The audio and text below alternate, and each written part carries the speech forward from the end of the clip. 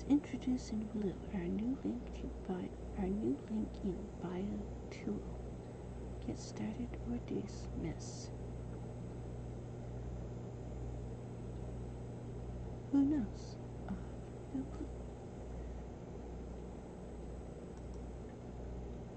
Wants to know if I want to try it. I don't even know what it is. So, dismiss. Did that interrupt? Did interrupt the recording, right? Streamlabs OBS. After I turned it on, a pop-up came up, an additional pop-up besides the go live. Are you sure you want to go live? Really want to go live? Another pop-up came up. Do I want to do this? I don't know if I do what it is. Who knows? I am tired, but I can't sleep. I am having an extreme insomnia, I guess. Usually I have the opposite problem. Usually my problem is I sleep for days. Now I'm awake for days. And it's not like I'm not tired. I'm tired. I'm incredibly tired. I just can't sleep. It's like my nerves and muscles are all just keyed up so much that they can't relax at all on any level, so I don't fall asleep. And this is what?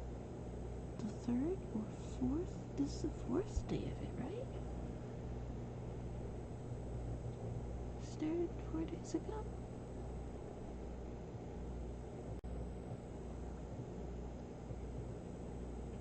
Around midnight last night, I fell asleep, but then I woke up around 1. It wasn't even a full hour. That's the only sleep I've had in 4 days.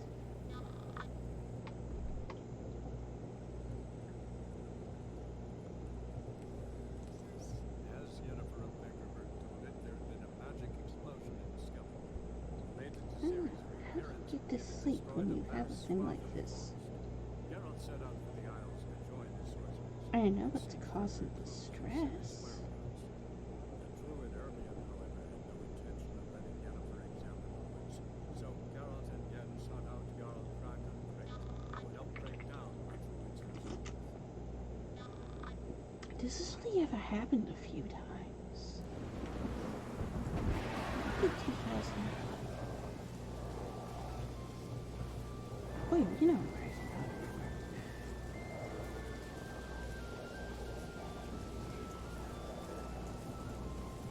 I really got a mask on you, don't you? You should take the mask off. Wait, get your head back up. Let's see.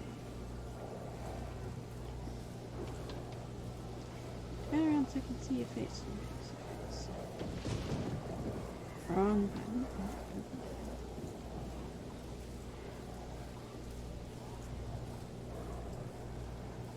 We got the mask on all that stream, didn't we? I don't very often use the mask, but I almost never use it. It's the top one? It's the top one. Oh, Avallac'h, he prepared some special ointments for me. When the stay-at-home orders were active, we never took the mask off of it, and that's one of the few times we ever used it. So we had 4 months of streams. Oh, 4 months? Was it 4 months? Stay-at-home orders started February 27th, and they lasted until August 21st. That's March, April, May, June, July, August. Almost 6 months, right? It was only the final 2 days of February. It wasn't the full month of August, so it was about 5 months and 2 weeks, something like that. And you guys didn't get to see it because I didn't upload those. That was, I wasn't streaming. I was still playing the game. I wasn't streaming. That was when I just stopped streaming. We were having too many issues. Local issues with crazy people. It reached a point where it became impossible to stream for a while because there was rioting and fighting and stuff going on. I can sit here and play the game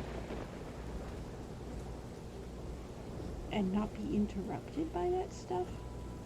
But then if you go back and watch the VOD, if you have something like that going on in the background, you go back and watch the VOD, those types of sounds always end up louder than either me, because I can barely talk loud, or the gameplay. Because I don't have the gameplay up that loud either. I have, well, we got the volume at like 38%, I think. Is that right? Put it at? I don't remember. Well, no. Options. Audio. Sorry. Wait, video. 34. 34, 26, voice. You can turn the effects up a little bit, right? Put it 32? Okay. Yeah, I know, I have it very quiet, and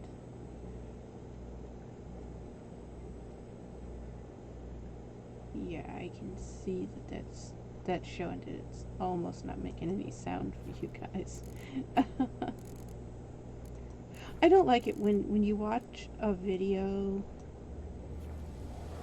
and you get this loud booming sounds from the game and you can't hear the streamer. Siri, I also don't like it Siri, the other way around. can you hear me? But I do like the game on the quieter side when I'm watching a lot. So I've had people ask about that. That's one of the things people have asked. You know, you can turn the game up. Yes, you know I turned it down, right?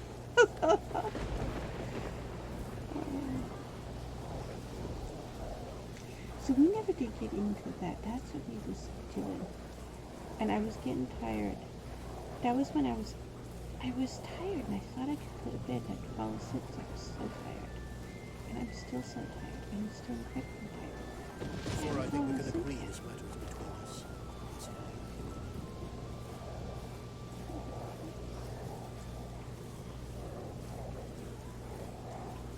This extreme stress overload, I guess, is what you would call it. Also, where did we leave our horse? Our horse is overburdened, so we're not going to have a tall horse. Please walk back there to our horse. Also, we finally got in touch with Don.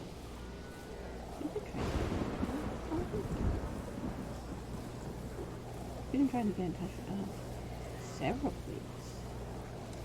It's been 7 months. This has been...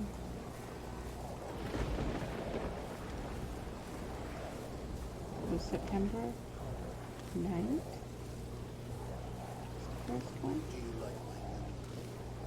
Something with Lara Doran about her, would you agree?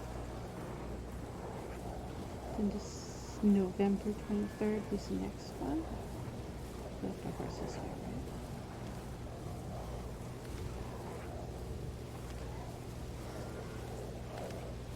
And then this next one just happened this week. That's the other thing. We've been there with police. And this officer that they sent?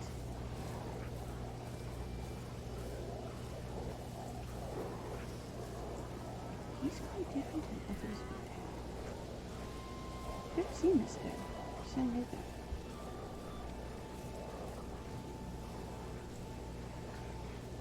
But he took out a notebook and he wrote down notes and he wrote down notes and he wrote down notes.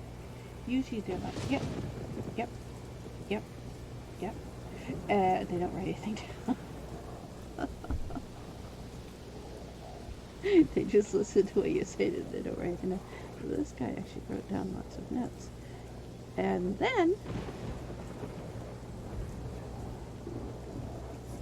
he said, well, hold on a minute.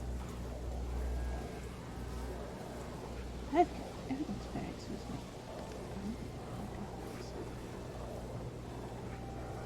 That is rare. Usually they're like, okay, I made a note that that's there, you can throw that out now. I made a note that that's there, and you can throw that out now. And I'm like, your police officer, you're supposed to take that with you, you know, for evidence. You're not supposed to tell me I can throw it out.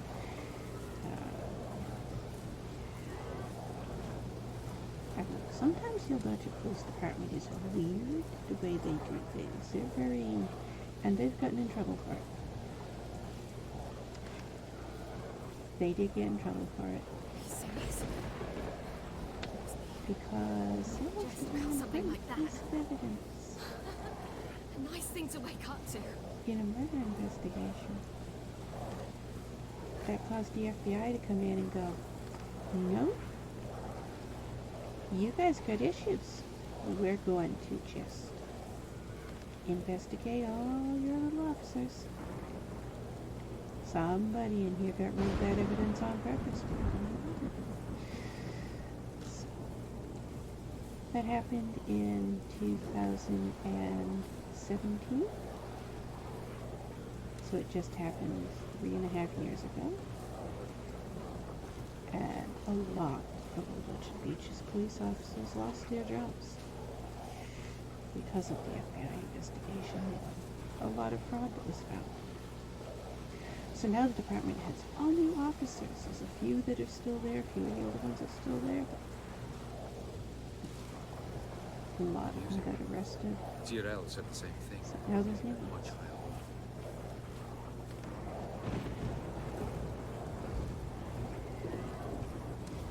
There was 2 here, right? Yes, Dave.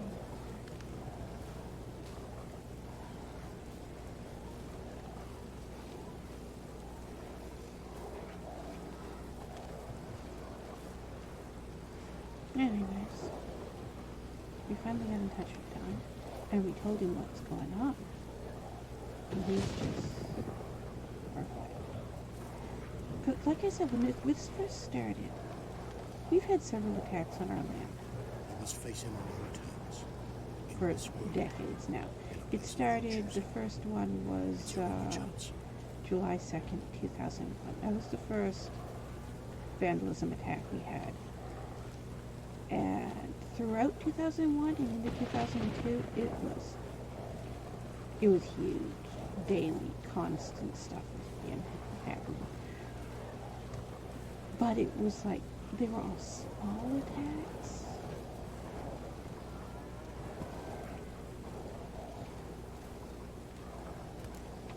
The first big attack was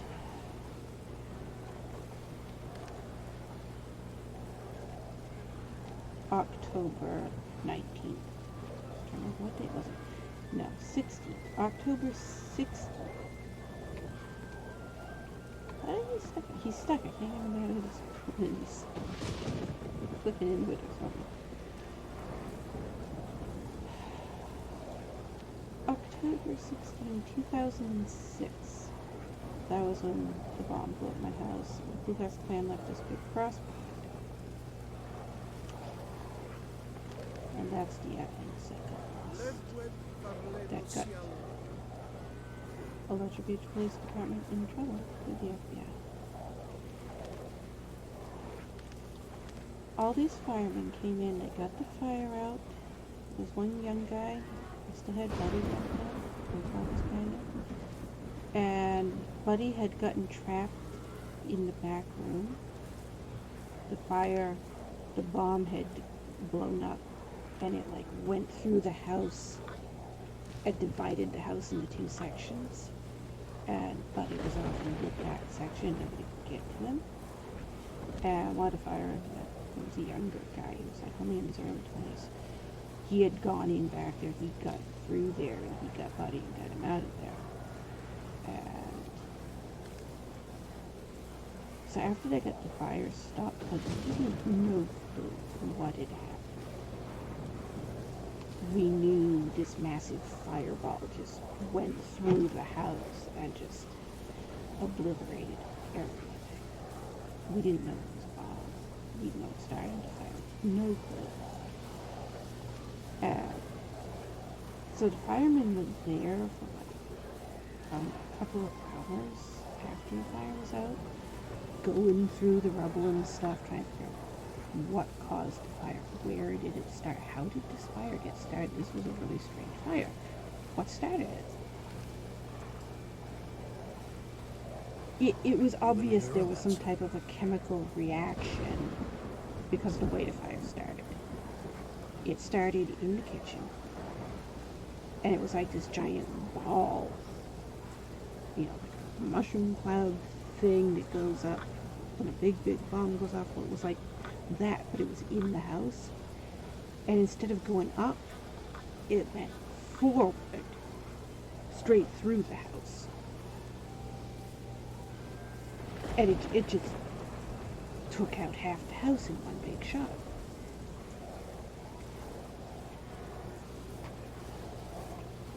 As they were trying to figure out what caused this, because this was weird, and it happened at 1 a.m. It was 1 a.m. in the morning. Everybody was asleep. So, and we got the way the kitchen, the whole kitchen, the side wall of the kitchen was like, it was like blown out and peeled back,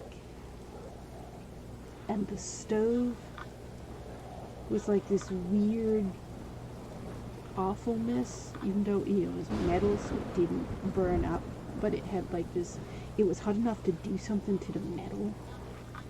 It made it like all this weird blue rainbow colors. It was strange. You could tell by the way this thing was peeled out, the way the wall had peeled out of the building, and the way the stove was this weird color, that was where the fire had started. But then the stove wasn't on. Everybody was in bed, everybody was asleep, so it was electric stove, it wasn't a gas stove. If you forgot and left the pilot light on, you could assume, yeah, a gas stove may do something like that, because it was an electric stove. We didn't have a gas stove. So the firemen are going soon, they're trying to figure out what the source of this, what started this fire, and why was it this weird, massive fireball that went through the house and melted everything. It burned really hot, really fast. Which fire gets hot and moves fast, but this was abnormally hot and abnormally fast. It was different. That's why they were what? And so they're searching the kitchen, and at first they're focused on the stuff, because they thought, well, kitchen fire was probably caused by the stove, something to do with the stove. And then they found, beside this stuff, that has had Formica, is that how you say it? Countertops, also. It had been built in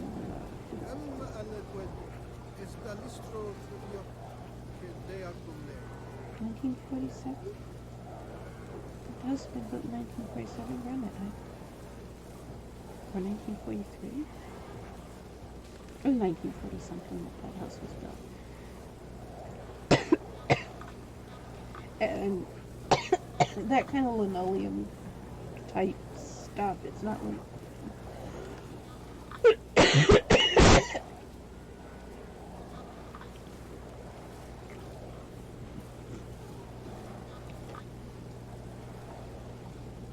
They can't make it today. If you know of these games, even fewer can. But most old houses still have it in it.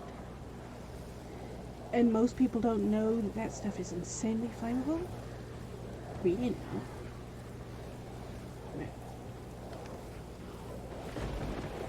You get a house that was already built, move in, you assume everything's safe. But if you have that type of linoleum,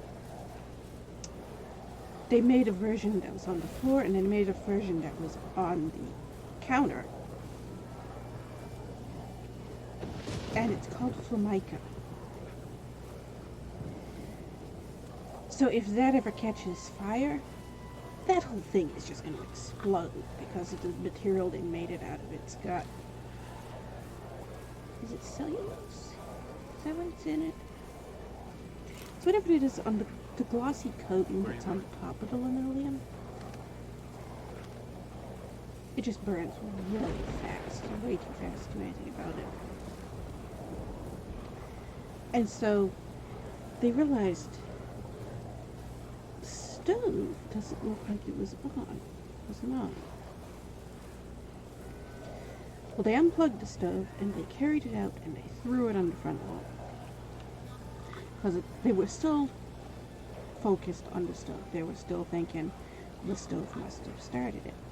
Well, there was nothing to say that the stove had started it. So now they decided maybe there was some bad wiring. So they flipped it upside down and they took their fireman axes and they hacked the back off the stove. Because they wanted to make sure there was no, maybe it was a grease fire.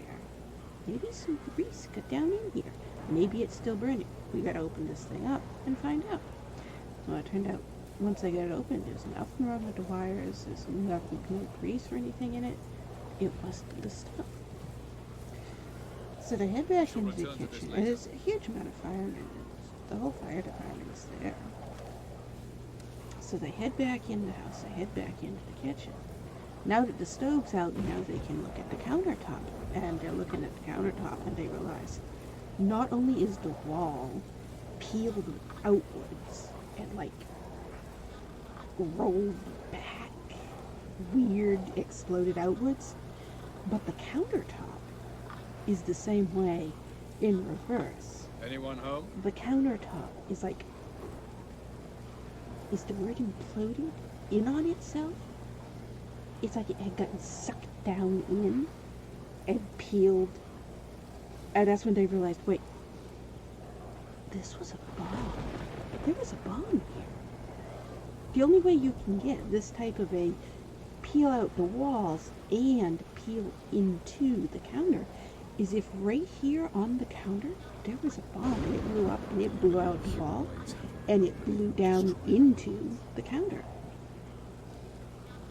And since the stove was right beside that, well, obviously the stove got that heat reaction that caused the stove to turn this weird blue rainbow color.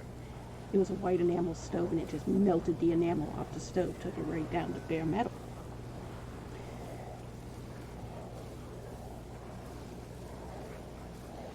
So they're looking in the counter now. They open the cupboards and they go underneath and they're like, because the counter itself has gone down into itself. It's caved itself in. The force of the explosion did that. Now they're looking down inside.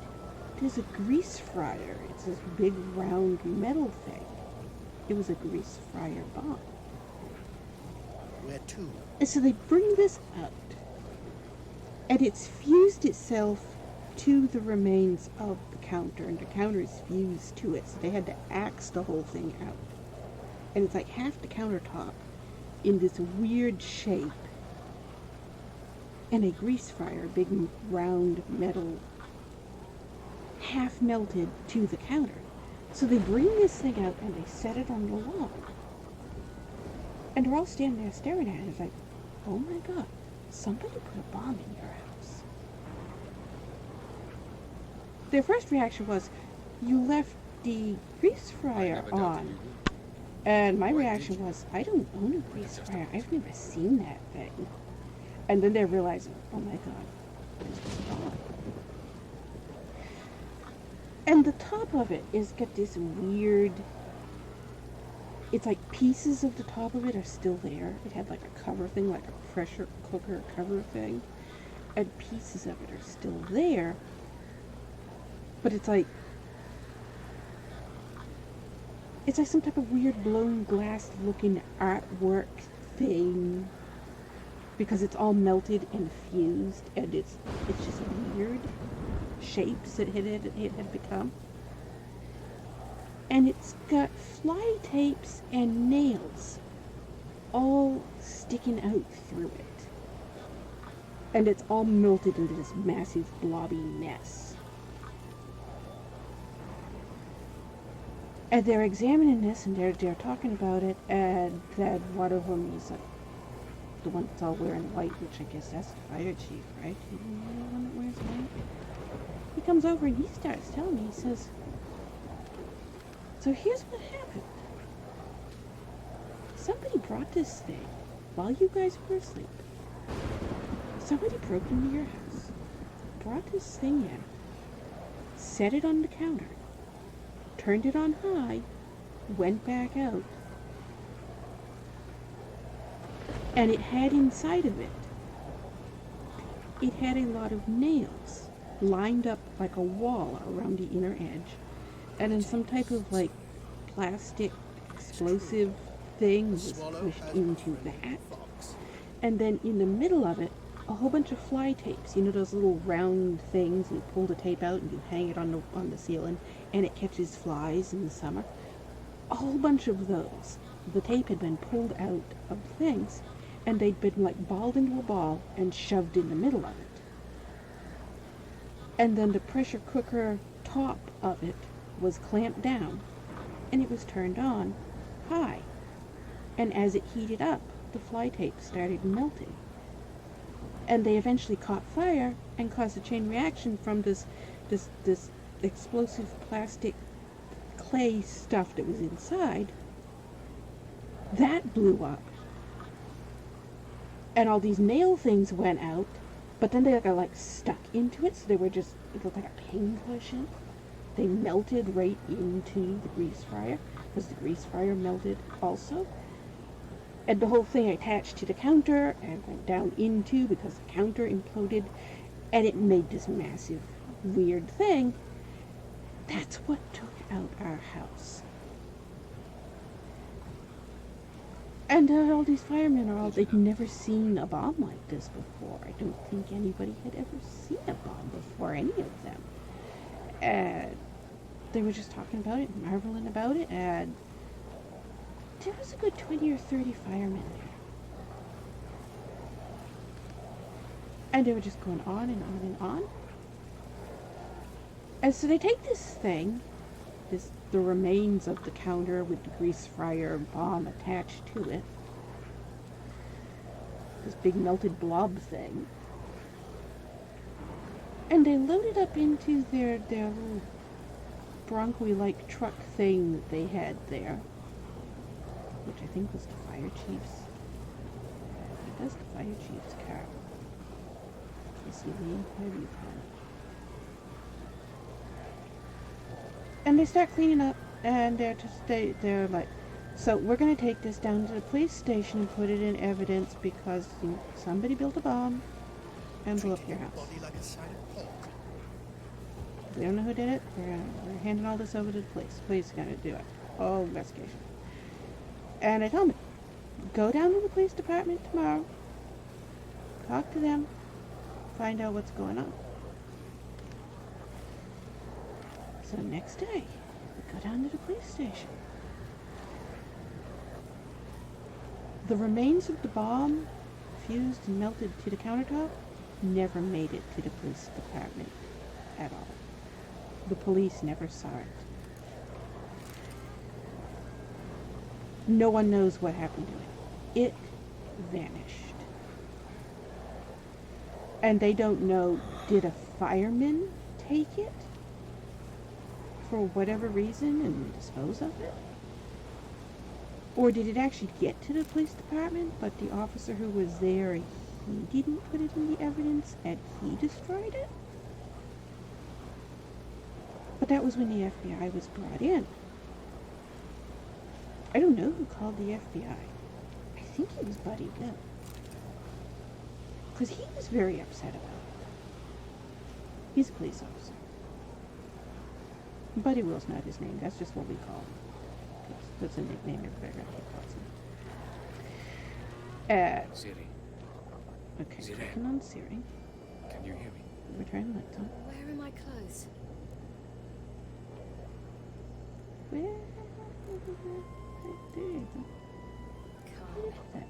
don't just My stand mouse is there. being weird. Oh, that's right. We determined that I think the mouse needs batteries, and I forgot to change the batteries. That would explain what it just did.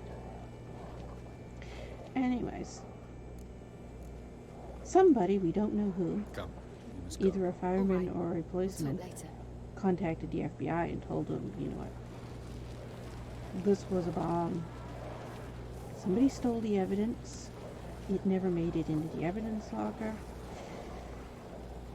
It started to look like one of the firemen. What the official report, when they finally came to a conclusion of what must have happened to it, they came to the conclusion that one of the firemen built the bomb, put it in the house, and thought it had been destroyed. And when another fireman found it and brought it out and it was fused to the counter, that the fireman who built it stole it before it got to the evidence locker at the police department. But they don't know. That's the, what do you call it, hypothesis. All the evidence pointed to that's what happened.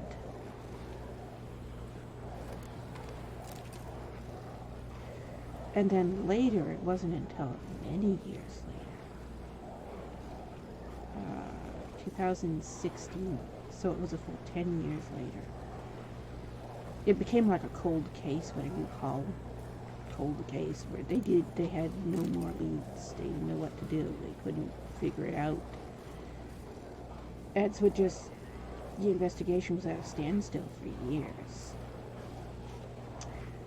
2013, another bomb, almost completely identical to that one, showed up. Boston Marathon, killed a bunch of people.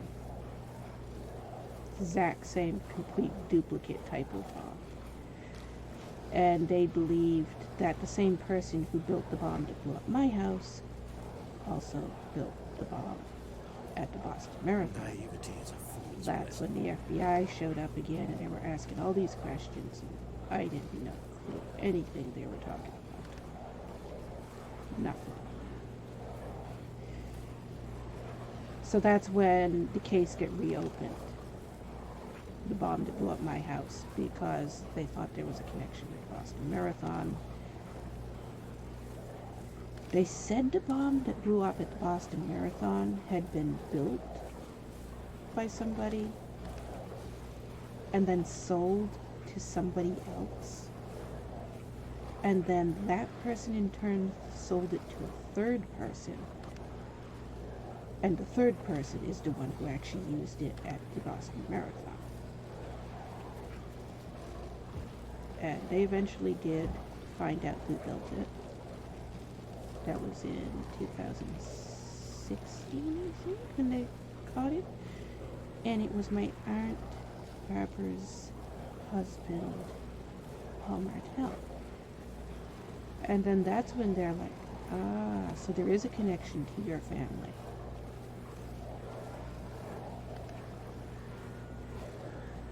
It turned out he was building bombs and selling them on the black market.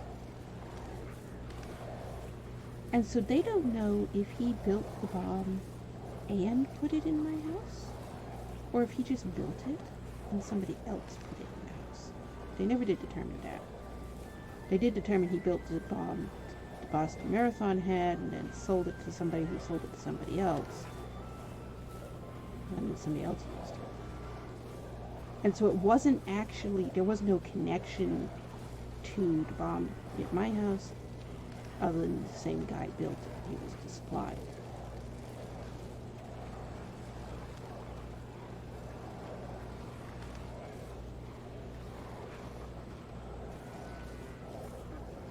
In 2003, a similar bomb blew up an abortion clinic on Saco Avenue in Avallac'h Beach. First Care Health Clinic. And they believe that that bomb was also built by the same person.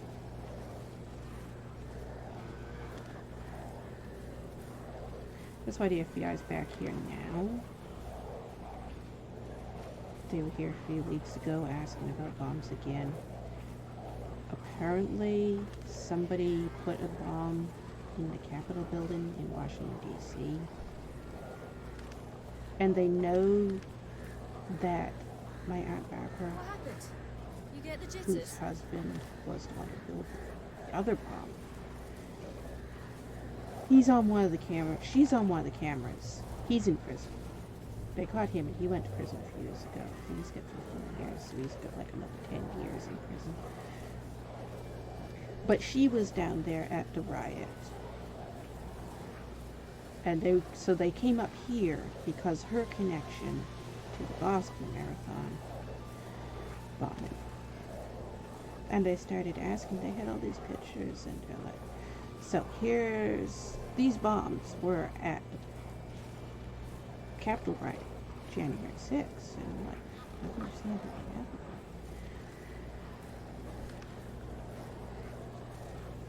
I don't think the bombs down there are connected. I think she just happened to be there. Where the bombs were? I see. I don't think she did We anything shall there. vote. Will you let us in? But that's what all the FBI is here right now, and they've been investigating so many things. So many people. They wanted to talk to me and to talk to my father, and they wanted to talk to my mother, and she threw them out, and she wouldn't talk to them. They went up and talked to, they went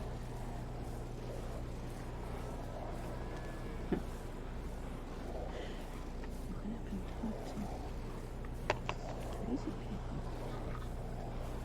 There goes that.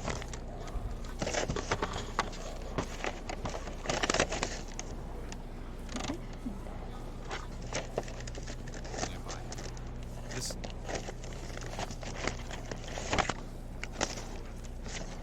Yeah.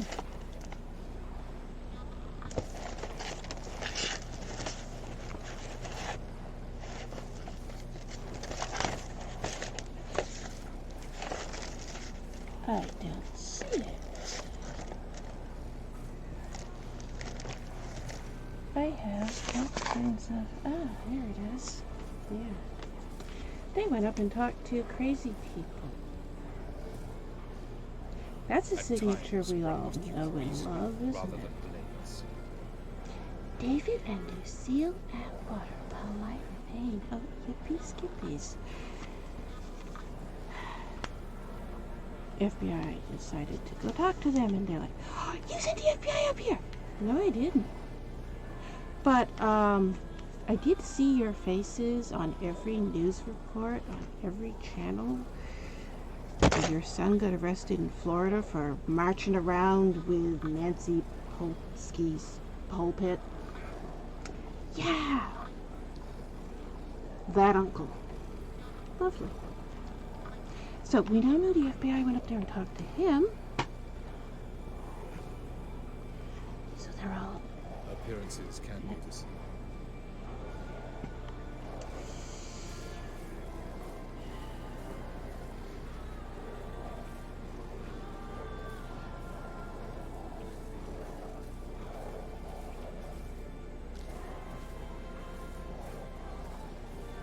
Most of the uncles who were criminals are all now either dead or in prison.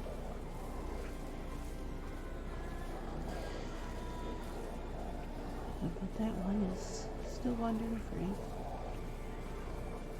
Good, I enjoy shagging freaks. Three-titted wenches are bad.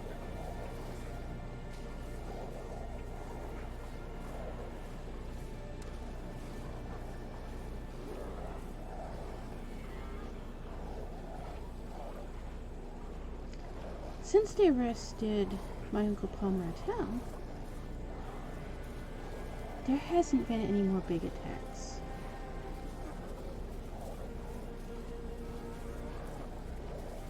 just before they That is arrested him, precisely one of the there reasons why Garrison was abhors your another big attack senseless brutality. on our land, on our farm.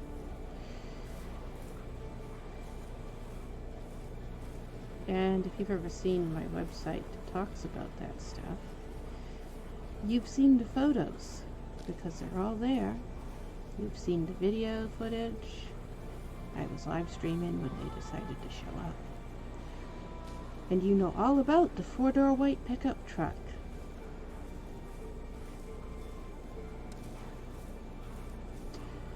The 4-door white pickup truck that has a little frame around the license plate, and it says Old Orchard Beach Fire Department. Once we had video footage of that, that's when, again, they went back to their original theory. Somebody on the Old Orchard Beach Fire Department put that bomb in our house.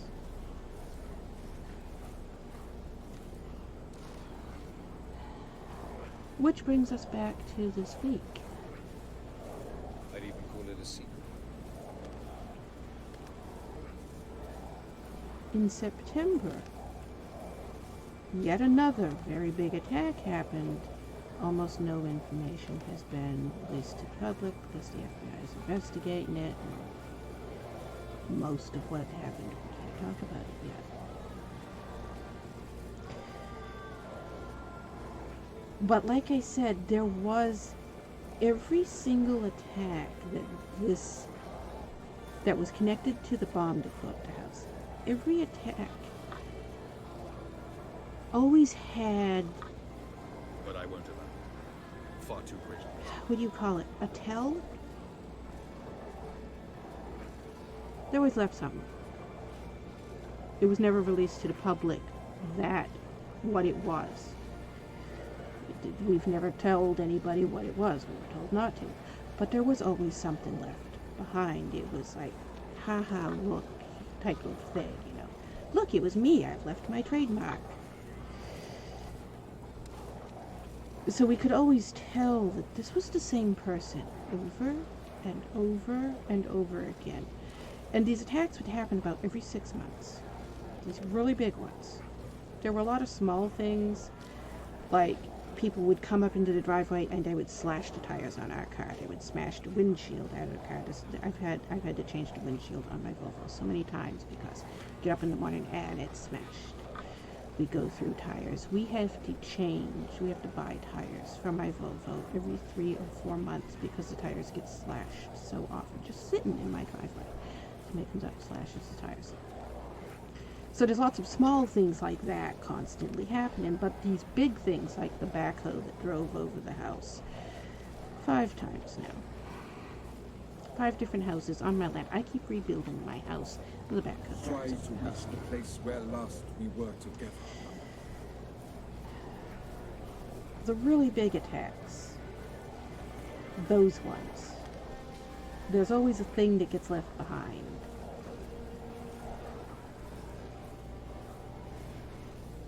But the number 1 suspect, he died. And all the attacks stopped. Everything stopped. We didn't have anything for 5 years. Nothing. And it became very obvious that this guy who died, who was the FBI's number 1 suspect, he died. And no more attacks. Nothing. No big attacks, no small attacks, nothing. They just stopped completely. It became extremely obvious that, yeah, it was him. And he's dead, so it's not going to happen anymore. Well, then this attack in September happened.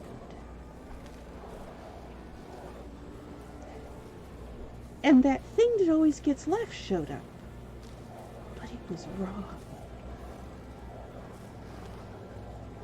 It was obvious somebody knew about it, but they had heard about it and they'd never seen it, so they did it wrong. Well, now it was with pointing it out. this is a copycat. But this is something that was never released to the public. Nobody ever talked about it. It was known that something was being left, but what, nobody ever knew. No one's ever said. It's the thing that the police and the FBI left out of all the investigations, all the reports and stuff. Anything that was public access, all the news reports. Nobody had access to this particular part of the files. So a very limited amount of people knew. The firemen knew because they found it. So they knew what it was. The police officers knew because, again, they were there, they found it. We knew because we are the ones that called the police. We found it and called them, and they came and saw it. So it was a very limited amount of people who knew what this thing was. And after the guy died, none of the attacks happened anymore. We didn't see the scene again. And it showed up again in September, but it's wrong.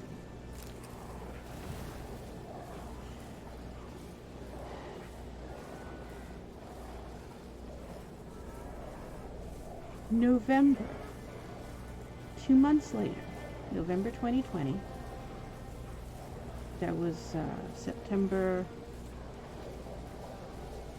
9th or September 19th, I get it written down, 2020. And then a little over a month later, November 23rd, 2020, just this past few months, a second attack. And this thing shows up again. And when we call the police, just before the policeman drives up, in many videos, the four-door white truck is often accompanied by a green truck. And if you remember that video where I was streaming and I was car vlogging, and it was at night, we'd been doing stuff all day long, and we'd gotten done late, so it had gotten dark. And I was still streaming, but you could barely see anything because it was pitch black out. And I'm putting all the stuff away. We were painting the motorhome. That was when we were painting the motorhome. And we were almost done, so, it was getting dark, and I was like, let's just finish this. We're so close to done, we'll just finish it even though it's dark. So we had a spotlight, and we were doing that. So when we got done, we loaded everything into the car, and we leave. And so I'm talking about, we're doing this stuff with the motorhome, here's what we're just got done doing, here's what we're going to do next time. And as I'm driving, and that video went viral. That's the video that blew up my YouTube channel. I don't know why it went viral like it did, because that channel was small. That channel only had like 100 subscribers. And all of a sudden, overnight, I had tens of thousands of subscribers. It went massive. This video got to a section where, right when we get near where the bank is, across from the town hall, right where Portland Avenue meets Main Street, that fork in the road, Cascade Road, Portland Avenue, Main Street, and then there's the bank and the town hall. Right there, as I'm driving and I'm talking to you guys, all of a sudden this blinding light, you can see it on the video, this blinding light shines, it comes up, and this truck comes right up on my bumper, and it slams into my car. And it forces my car. And at first I'm thinking it's a drunk driver, which is what I'm telling you guys, and oh my god, we just got hit by a drunk driver. And so I tried to go pull off the road to stop, because my initial plan is, get out, see what their car is damaged, and make a report, call police, something. Car just hit me. Well, as I'm trying to pull off the road, because I'm in the middle of the road where this truck had just hit me and pushed my car forward. This is a little tiny Volvo that I drive. All of a sudden, the four-door white truck comes up from the other side This car slams into it. Now I'm pinned between both of these cars, and they start trying to smash my car. This is how the back of my car got smashed. Everybody saw it because it's happening on this video. And the way the camera is set up, I've got this huge camera recording set up on my dashboard, so I can drive, hands on the wheel, driving. I can look ahead. And I never have to touch the recording equipment. I've got this huge recording equipment. I've got multiple cameras. I have a camera going forwards, a camera aiming at me, a camera aiming out the back, camera aiming outside. That's how I make those car vlogs with all the camera angles. I've got this massive thing set up on my What do you dashboard. possibly know about that? So we have footage of these trucks. And it's now clear that this is an attack. So I just slam on the gas and pull up ahead to get away from them. And both of them are now coming at me full speed. It's only 25 miles an hour here. These cars, both, almost instantly go up. These two trucks, the four-door white pickup truck and the big green truck. It's a one of those big ones like the Dodge Power Ram, the big power wagon, that massive thing. Both of these trucks keep going up beside me and trying to force me off the road and then pulling back and slamming into the back of my car and pushing me into the ditch. And I can't get away from them or do anything. And I can't stop to call the police because every time I try to stop, they start smashing my car. I finally got up to where the police department was because the police department, you know where I live, the police department's right there. It's less than 5 minutes from my driveway. We had already gone past it, but I swung around and I go back. And I drive right up into the police department, and they both keep going. So I get out and I go up and I tell the police department closes at night. But they have a phone there, one of those police box things, so you can pick up the phone and you just tell the operator comes on the the dispatcher, and you tell them, you need a police, and so they get one of the cruisers because they have cruisers that patrol at night. Even though the police department's called, they get one of the cruisers to show up. So I'm telling this police officer what's happening. Again, we're still live streaming. This whole thing is live because I was live streaming while this was happening. As I said, this is why it went viral, because this is one of the attacks that got caught on camera during a live stream. Well, now we know there are two trucks. The four-door white pickup truck and the green truck. We'd seen the green truck a lot before. It showed up everywhere. It showed up when I went to work. It showed up when I went to college. And I kept recognizing the truck's really distinctive. Not a normal truck. So it stands out. But I didn't think anything of it, It's a small town. It's a small area. You see the same cars over and over again because there aren't that many people. So before this attack, I didn't think anything of seeing the green truck all the time. And we'd had attacks like this from the four-door white truck several times. This was not the first time my car had been attacked like that while I was trying to drive. Well, November, just a few weeks ago, that attack, that happened in 2016. And at that point, that guy that was a suspect was still alive. That was one of the last attacks that happened before he died. But obviously there was two people because there were two trucks. Two drivers at the same time. It meant there were two people. In November, we have another attack just a few weeks ago, after the September attack. And again, the tell is there, but it's wrong. It's obvious somebody knew about it and made it. But they made it wrong because it wasn't the same person making it. But we've got massive amounts of damage to everything in my yard. Huge amounts of damage. Just everything is absolutely obliterated. And so I call the police and I tell them, we've had another attack on our yard. They send an officer over. And I have this whole thing on camera because I'm recording while I'm talking to the police officer. The police officer knows that. They're fine with that. They know I record everything when we're doing this. We've got a lot more attacks than what was uploaded because I don't upload most of them. The ones that people saw, they saw them because it happened during a live stream. The ones that happened as I had the stuff recording, I don't upload those. So there's a lot more than that I have recorded than what people have seen. And the police officer shows up. He gets out of his car. He starts to come up. He's getting ready to, I'm standing here in my driveway waiting for him. He pulls up by the mailbox. He gets out. As he's getting out, the green truck drives up. This guy gets out and starts talking to the police officer for a couple of seconds.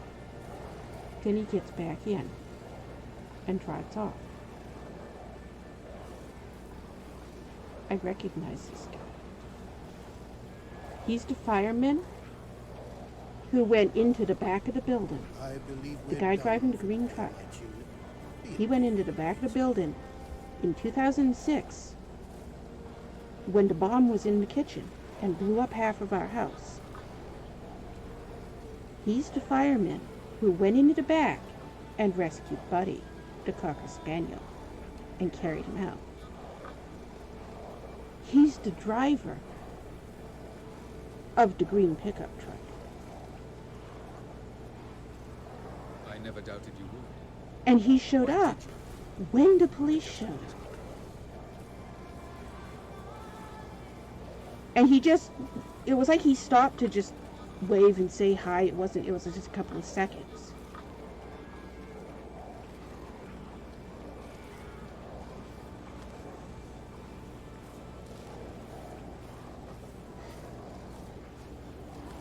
I know who that guy is. I don't know his name.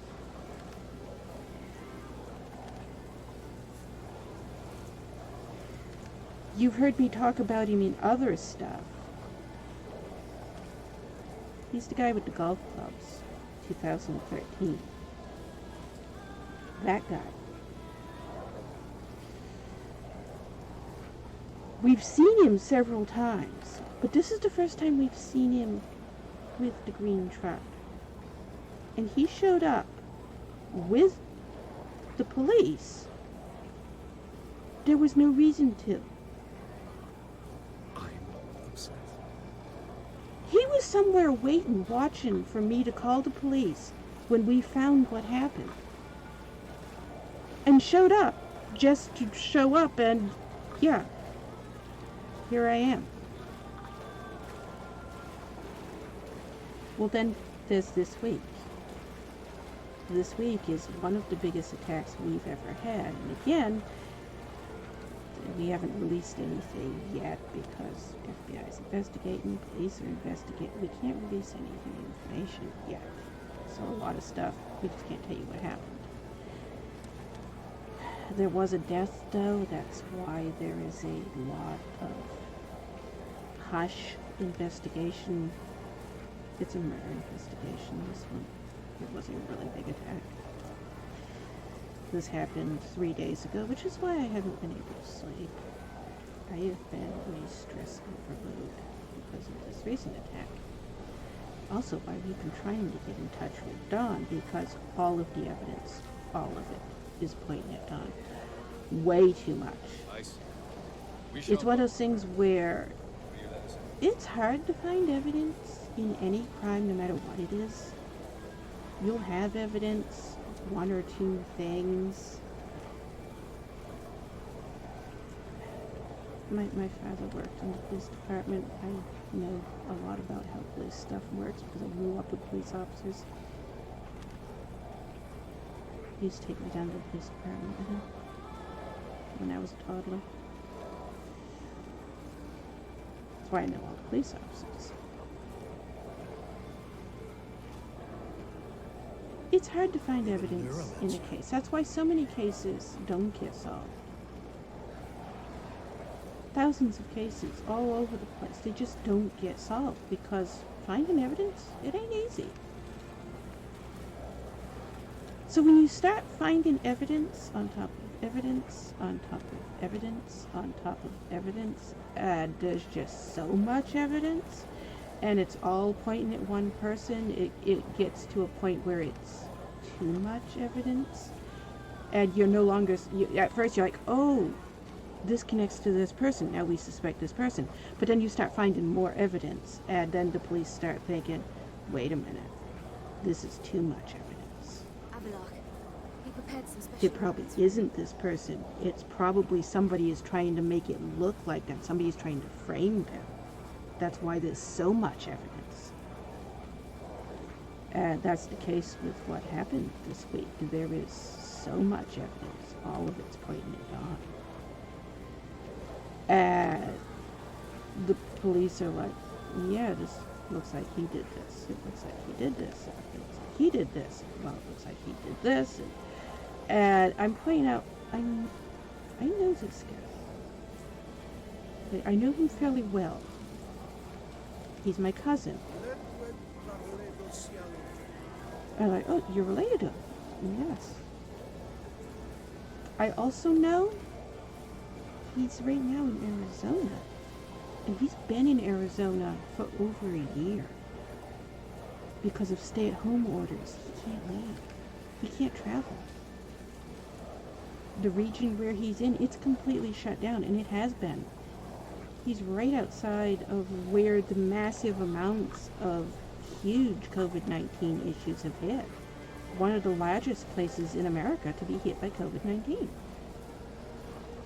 New York's, I think, is the worst. And then Louisiana, and then not Louisiana.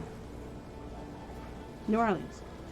New Orleans, and New Orleans isn't Louisiana, right? I should know geography better.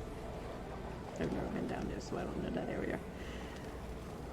But the whole California, Arizona region, Nevada, they're just decimated by COVID-19. He's in the middle of that area. It's a total lockdown. Everything is locked down. Yes, we failed to. He's trapped Through the there. portal.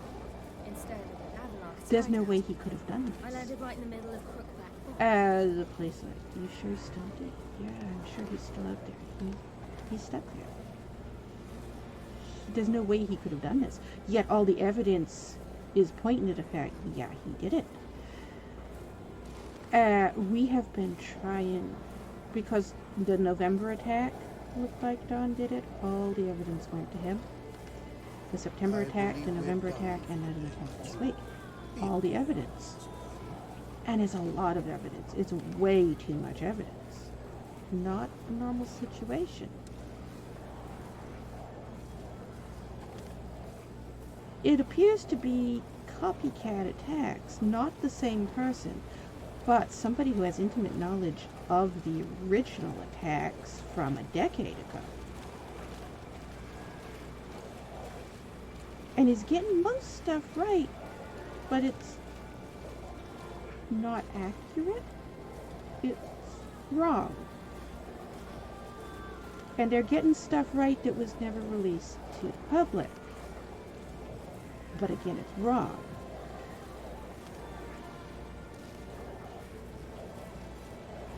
We started talking to Don.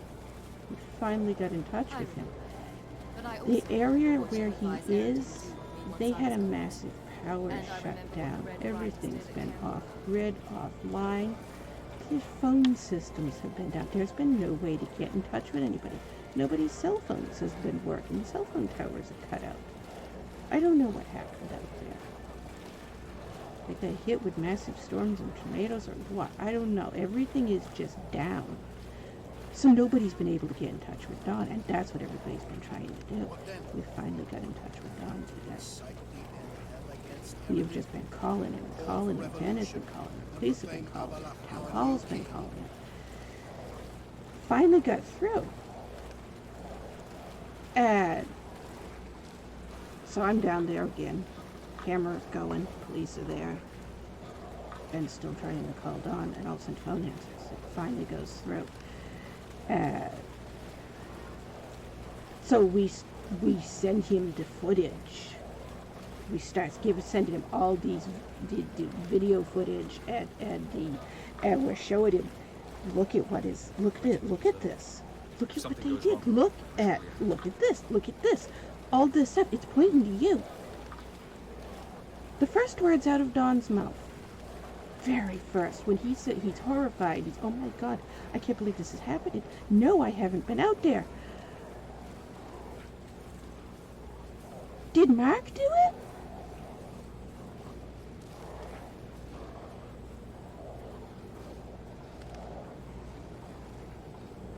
Yeah.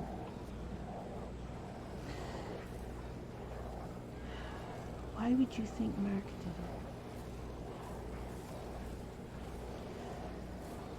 it? Didn't he do that before? He did. That's the problem.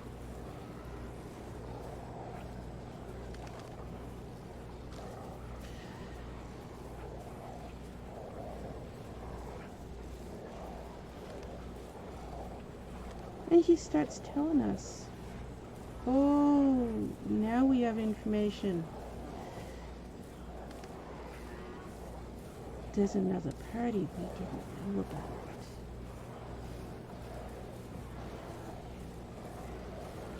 A plumber who Mark hires out contracted.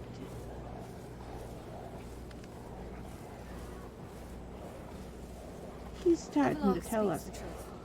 I asked him to help me open the town. Didn't you know what Mark because did to I me? aim to enter it. No? What'd Mark do to you?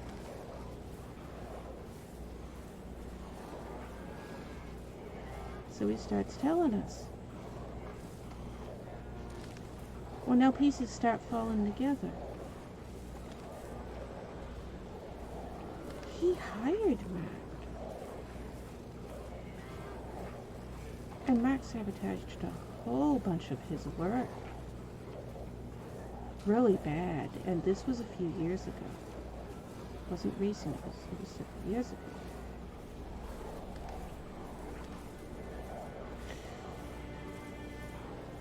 Mark has blueprints of a condominium he wants to put on Dawn's land. Well, we knew Mark had blueprints of a condominium he wanted to put on my land. But he's got the same thing with Dawn.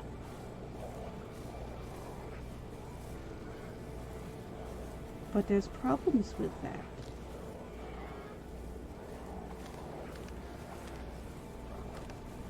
Namely, that Mark couldn't have done it.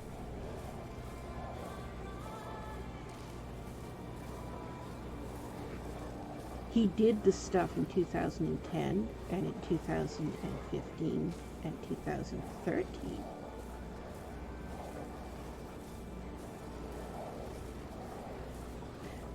But it's not possible that he did this attack now. Not only is somebody trying to frame Dawn, somebody's trying to frame Mark. Why?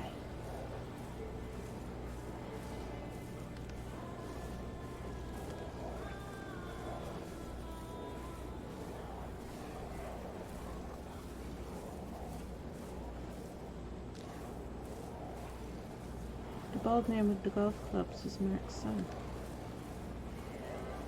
And we've known that for a long time.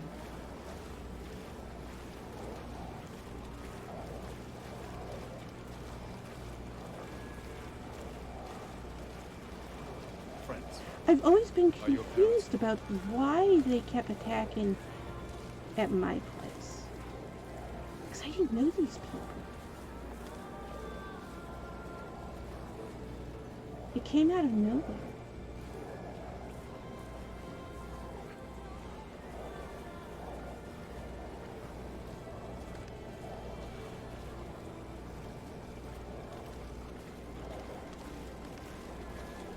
Buddy Will, the police officer, the one that we all call Buddy Will,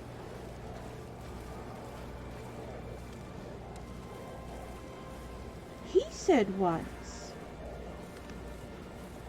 that he thought I was never the intended target and that it was a mistaken identity.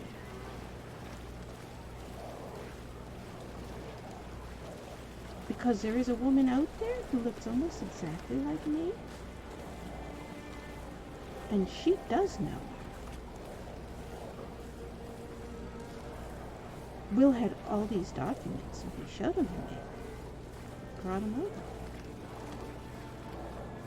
He started asking me, do you know about this? I was like, no, I never heard of that. He said, did you know this happened? No. It was all this woman. She had hired... Oh, I wasn't watching her at that. She had hired Mark to do a septic tank. Is that what it was? She'd hired him for something. And they had a big fight over it.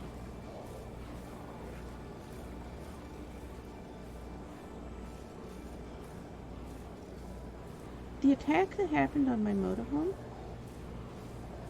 which you don't hear me talk about it very often,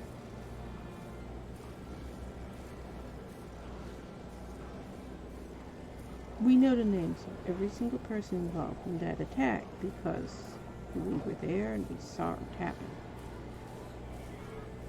We weren't supposed to be there. We were supposed to be gone. We were supposed to be gone for several hours, and we did leave. But then we realized, wait, we forgot stuff, and we turned around and went back. So within 20 minutes after we left, we were back, and we caught them. You appearing here, like the It was surprise volcano. picture.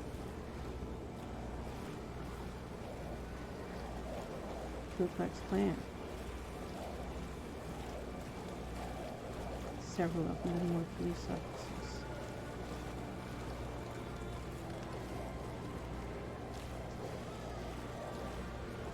That attack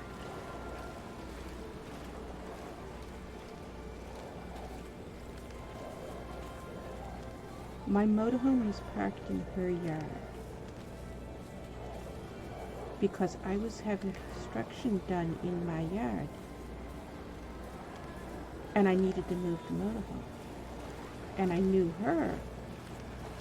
And I asked her, can I move the motorhome, park it in your driveway for a couple of weeks while they're working on this stuff? And she's like, yeah, go ahead.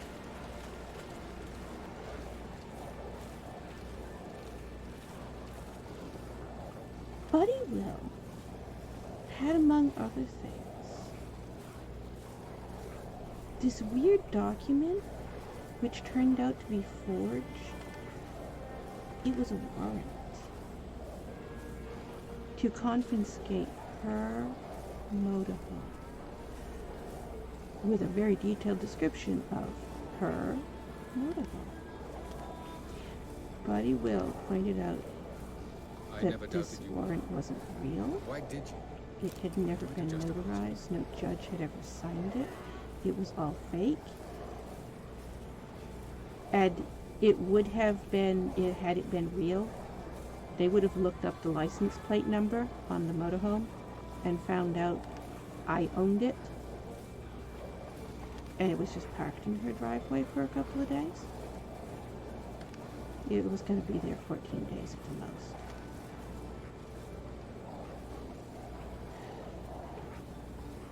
But the paperwork had her name as the owner of the motorhome because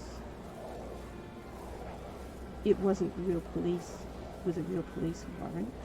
Earlier, when we were in the Isles together, Avallac'h... And that was the evidence that Buddy Will had. That was, he had other stuff, but that was the major evidence that he had.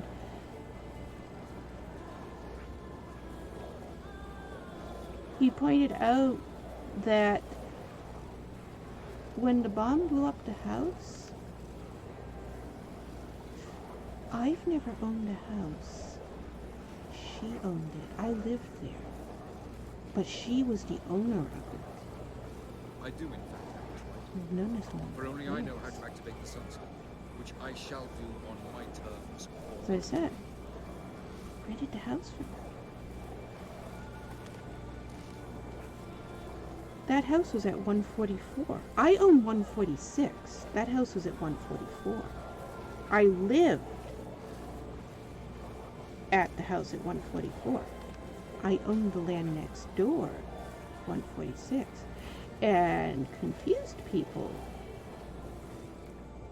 Because I was living at one, but I owned the other right next door to it.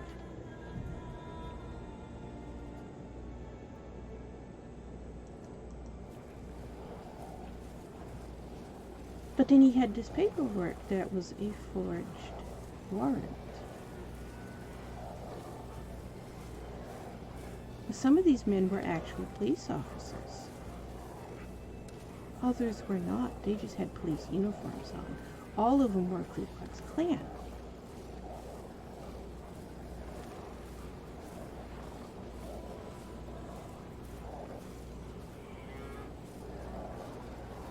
You never heard about the attack on the motorhome.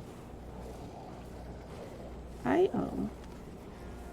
You've seen it on a lot of my VODs, and if you scroll down my profile, there's lots of pictures of it down. You get past the thousands of pictures for Avallac'h, you get closer to the bottom. The front cab of it is painted with lime green glow-in-the-dark paint, so if I park under a street light during the first few hours of night and then I drive away from it, it glows in the dark. It's also metal flake. The back half of it is pink, and it's got murals painted on it.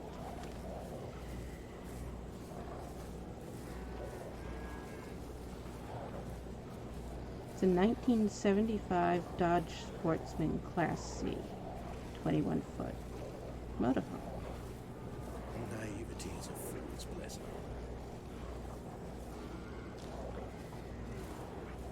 At the time, had a sofa that pulled out into a bed, and it had a table dinette set that you could fold down, and the seats flipped over, and that turned into another bed. And then in the cab, over the cab, that whole thing pulled down, and that was another bed. Tyrell recognized the strength of my argument. I have no doubt. They went in and they filled the motorhome. They brought a big Blow Brothers tank truck. Blow Brothers, number one in the number two business, a sewage pumping truck that drains sewer systems. As if it could ever be about anything else. They put that in the side window of the motorhome, and they pumped some 5,000 gallons of feces into my motorhome. Liquid sewage.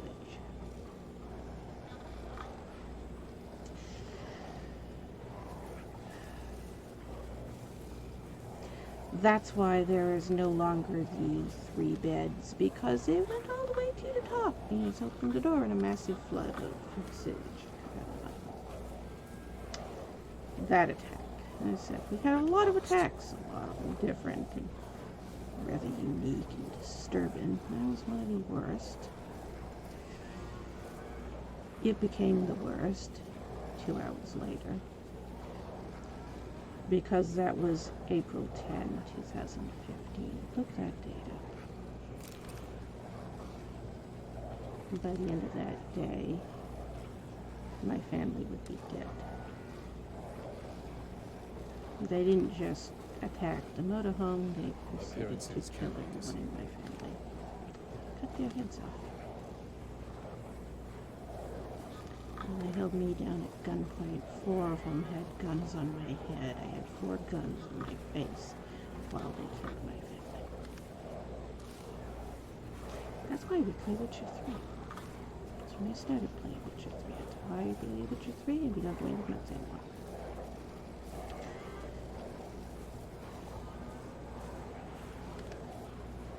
But Buddy Will was one of the police officers. He was the primary police officer. Okay, that's not his real name, this is what we call him. He was the police officer in charge of that investigation.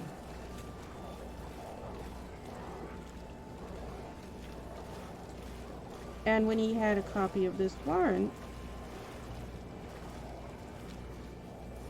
who knows what they were going to do with it, but they had it. They listed her as the owner of the motorhome, not bothering to check the registration on the license plate to find out that I was the owner of it. And it was just parked in her driveway I see I've touched it. while there was construction on my land. So let's change the subject, shall we? Care for a drink? Me and her could pass for twins. We look almost alike. People get us mixed up all the time. Constantly. They always have.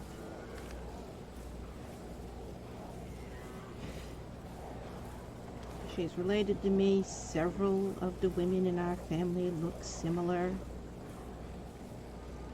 There's 4 or 5 others who are related to me who, again, we look a lot alike. And they're from a distance, several of us. You can't tell us apart. I'll manage. Get out of my way. But that document is when he came to the conclusion. He said, I started checking. Every time one of these attacks happens, they always use her name. They never use your name. They think they're attacking her. They've mixed the two of you up. We can find no connection to you or Mark. And yeah, of course there's no connection. I don't even know who he is.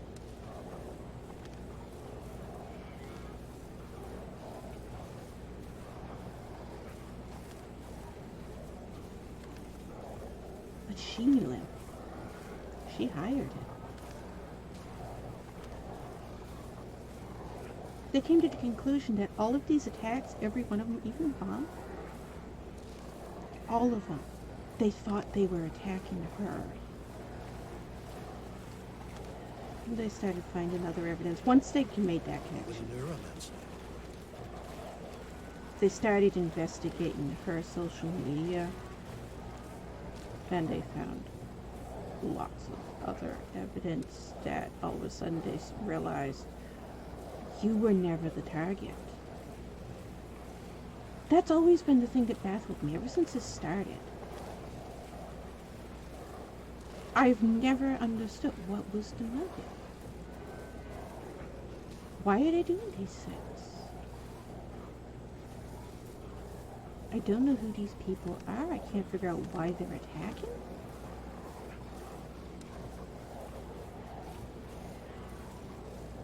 Oh, when this Mark guy showed up, I'd never seen him before.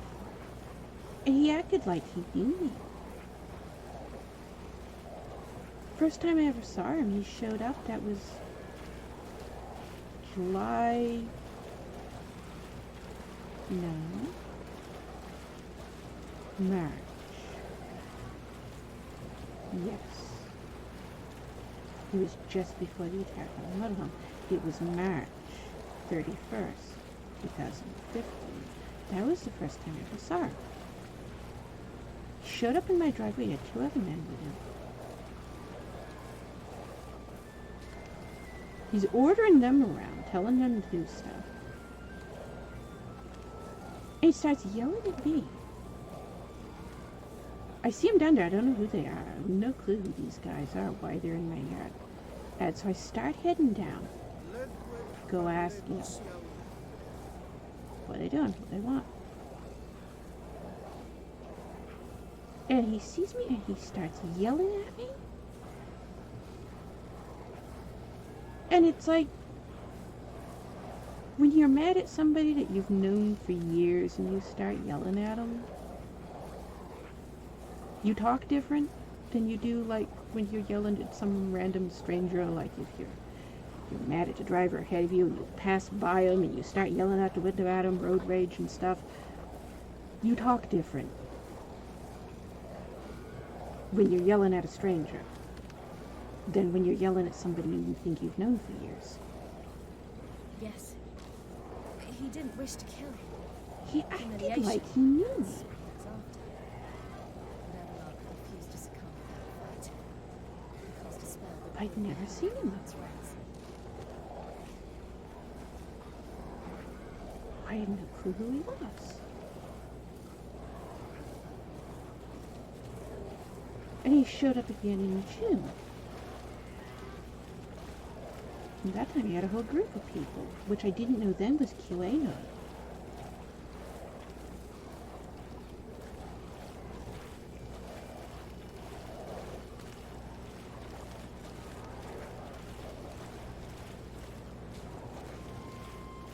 That was when they started screaming, "Too gay for the family-friendly town of Avallac'h Beach," and I forgot, Do you like my what are they talking It's about? Lara It's Dora certainly about not gay.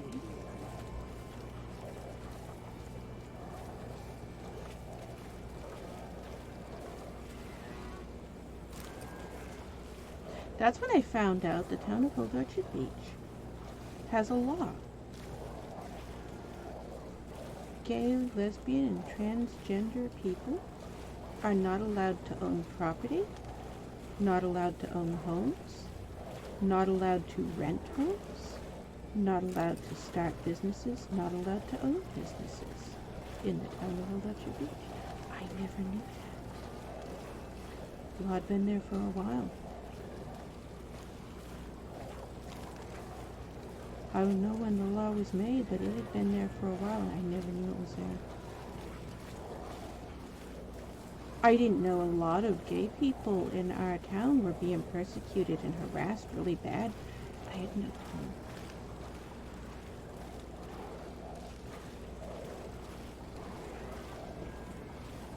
Through a world whose sun had just died. But that group showed up in my driveway. Several of them had rifles. They're out there shooting at everything. And they shot the barn all full of holes. All those holes in the side of the barn, that's the day that happened.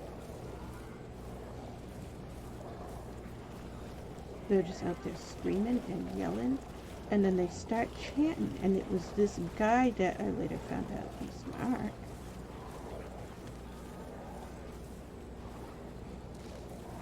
He starts chanting, "Too gay for the family-friendly town of Old Orchard Beach." And they all start chanting him with him.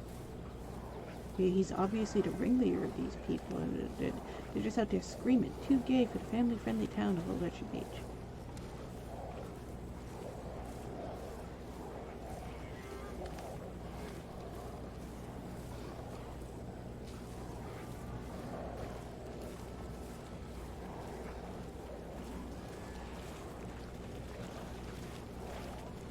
Somehow they got it into their heads. I don't know how. But somehow they got it into their heads. Because I found out the police showed up. One of the neighbors saw what was going on and called the police. The police didn't know what does the neighbor didn't know, and the police didn't know. It was like, what the hell is this? There was just this massive group of people down at the end of my driveway. Some of them had signs. They had those what is it? Westboro Baptist home? Church, God hates fags. Those, they had those out there. It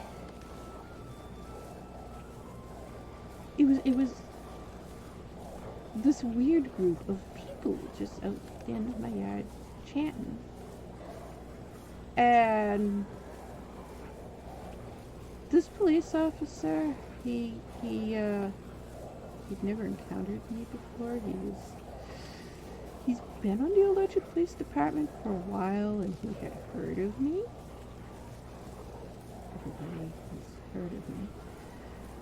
But this is the first time he's ever been on duty when something was happened. And, oh, I gotta go to Eelcat's house, and oh my God, what is that?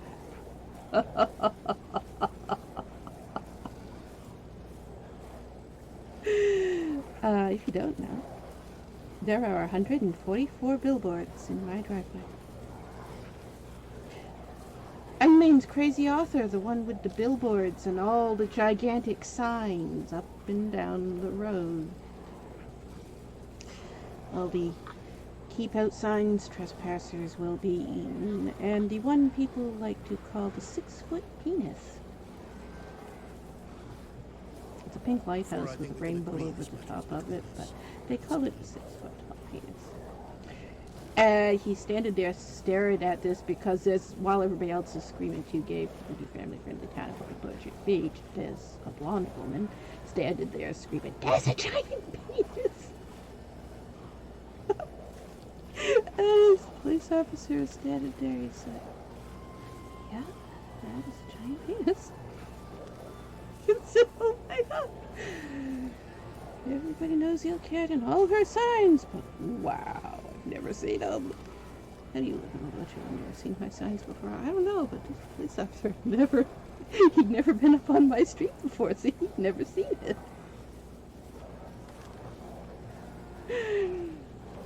A large majority of the signs are just posted, keep out, no trespassing, trespassers will be shot, survivors will be shot again. Lots of stuff like that, but they're huge. They are California king-size sheets, bed sheets, that have been painted and hung up from tree to tree. I have huge tall ladders and I climb up all these tall trees. My grandfather was a lumberjack, so climbing trees is the thing I do. I have the second tallest great white pine in my yard. World's second tallest great white pine. It is 113 feet tall. And its signs draped from it to the pine tree on the other side. There's like a clothesline that goes row after row, so it's a lot of signs all the way across my entire yard. And he's standing there looking at these, and one of the biggest signs right in the middle is a gigantic "fuck you." He's just standing here looking at these signs. He's like dumbfounded because he just got out of his police car and he's, being his professional police officer, doing his police stuff, and now he's he's never seen these signs before.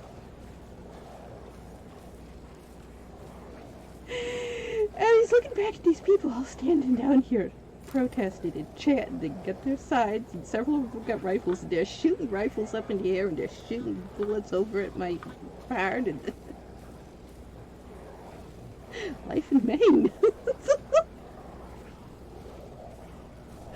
Oh, this poor police officer though. Finally, he points up to the sign. There's this big sign that says "No trespassing." There's several of them. He points up to the sign that says "No trespassing." He says, "I'm not trespassing. Do you mind? Can I get out of the road? I don't want to get hit by a car. Can I stand in your yard?"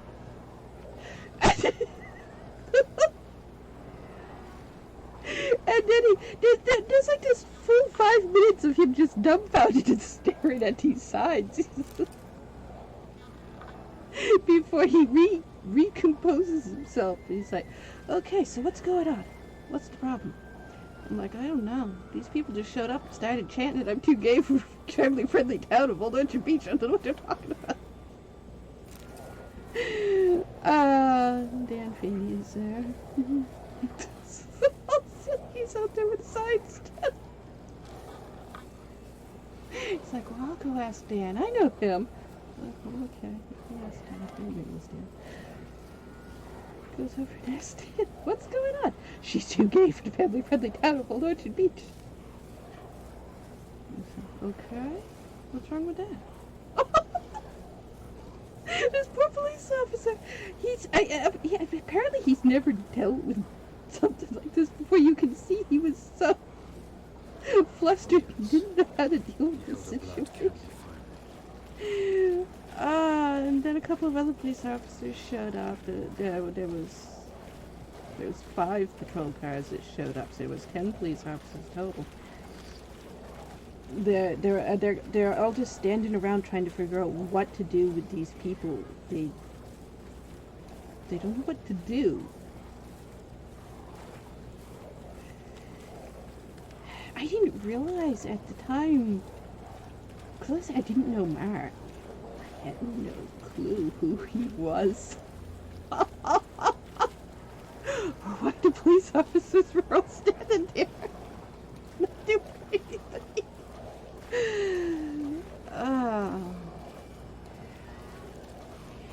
He pays the police department $6 million a year to keep anything connected to the Ku Klux Klan out of the news. Police officers, when there is any type of crime happening, it is the police officers who contact the news station and say, here's what's happening today. We had this crime and this crime and this crime, and here's what we're allowed to tell the news, and here's what the news is allowed to tell the world.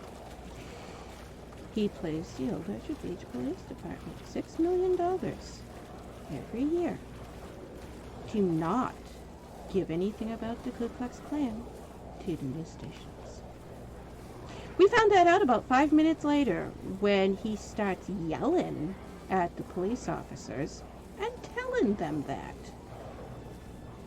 Because one of the police officers says, you guys need to go back across the street, stay out of her yard, it's private property, you're trespassing, you can protest on the sidewalk, except there's no sidewalks here, but the law says you can protest on the sidewalk. There's no sidewalks here. Nearest sidewalk's down there, a quarter of a mile, you gotta go down there. You can protest down there. Can't protest on her yard, it's private property. And this guy who we later found out was Mark he has a total meltdown at his police officer. And he goes, do you know who I am? And he keeps going, do you know who I am? And he's getting madder and madder. The police officer, I don't care who you are. The law is you can't protest on her land. This is private property. You are trespassing. And he starts yelling, I pay $6 million every single year to make sure you keep my business out of the news. And then he starts listing off Ku Klux Klan stuff. He's standing there bragging that he's the leader of the Ku Klux Klan. Okay.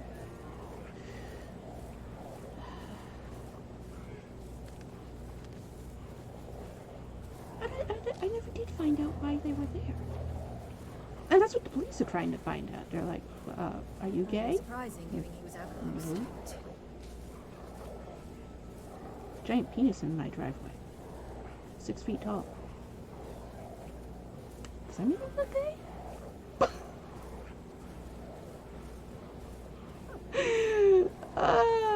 Poor lighthouse. I find it hysterical that everybody looks at that. It's a painting of a lighthouse. It's a giant mural of a pink lighthouse. And everybody's like, hey, does you get? She's got a 6 foot tall pink penis in her driveway. Go look at that. It's a pink lighthouse. You're crazy. People see what they want to see, I guess. But anyways. It's been there for years.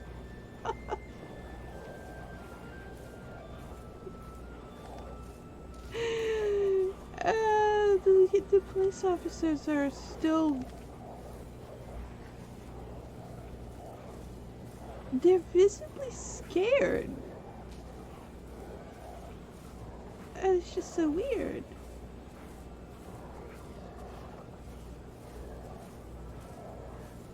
Buddy Will wasn't there.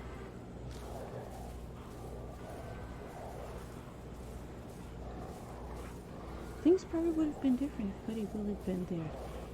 He seems to take over stuff. He's been on the police department for years. He's been there since the 1980s. If everybody in the Orchard knows him.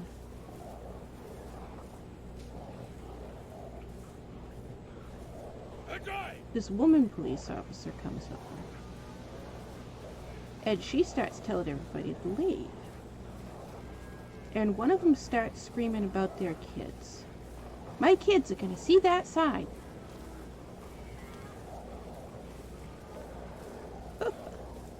And she comes over, the woman police officer, and she starts going down the signs. And it's a huge amount of signs. Reading every one of them. She's trying to find a sign that she can tell me. It's not legal, you can't have this here, you gotta take it down. And she can't find one. Finally she comes over, I never doubted. the sign that says fuck you. Why did you? You might have justified it. She says, you're well within your rights and freedom of speech and all, and I'm not trying to violate your freedom of speech. But do you think you could just take this fuck you sign down so that I can tell them that I told you to take a sign? It's the only sign I can find a problem with. They could complain that it's adult language and children shouldn't see it. I'm like, okay.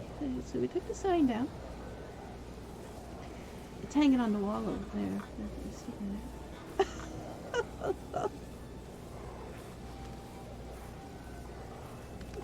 And she goes back over.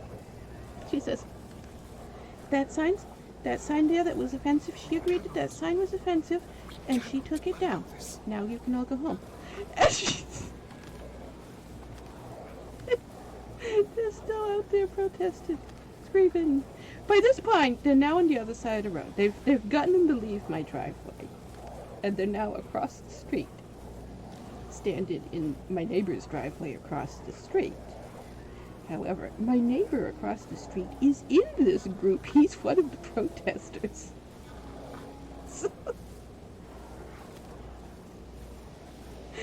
So he's fine with letting them stand there in his driveway. So they're still there. They're just, now they're not trespassing anymore. Now they're not illegal anymore. The police still try to figure out what to do because they've gotten them to put their guns down. Shooting the guns at the barn, that was an issue, but they've gotten them to they just won't leave.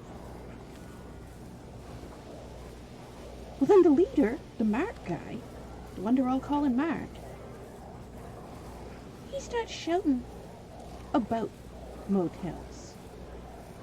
He starts listing off motels. Old Orchard Beach used to be a fishing town, now it's a tourist resort town. Still fishing village with tourist resort style intermingled around the lobster map. He starts listing off hotels. There's several. There's around 2,000 hotels in Old Orchard Beach. You don't really expect. And he starts listing several of them off. Claims he owns them. And then he turns back around, he points over at me. And he's going back into his 2K for Old Orchard Beach thing. 2K for family-friendly town of Old Orchard Beach. Now he starts listing off reasons why I am too gay for the family-friendly town of Old Orchard Beach. Look at that motorhome. It is pink. It is too gay for the family-friendly town. Look at that car. It is pink. It is covered with glitter. My car has 2.5 billion marbles glued to it, or it did until February 2019 when vandals scraped them off. But at the time, 2.5 million marbles, and it's pink. That car is too gay for the family-friendly town of Old Orchard Beach. I had to comment to the police officers. So I suppose my car sneaks out every night and fucks all the other cars. How does he know which one's a male and female? They're cars.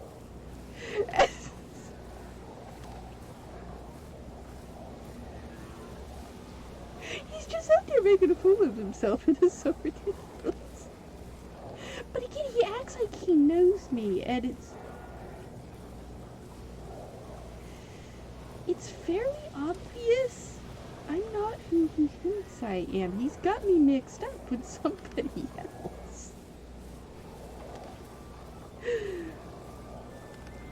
But then he starts talking about, that is Ken's son. My father's name is Ken. Pointing at me, that is Ken's son. That is a man. That thing is a man. Look at how it is dressed.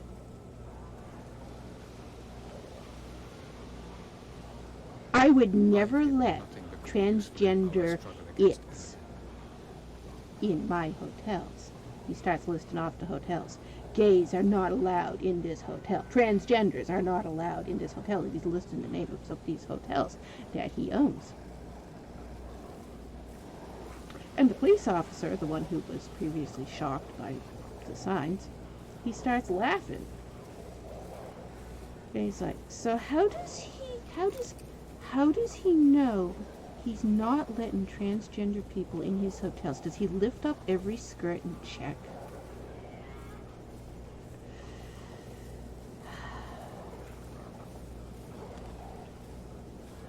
Oh, we all know where that went. Because guess what I did the next day? Oh, where is it? It's right here. I still have it. I still wear it. The very next day, I got out all my sewing stuff.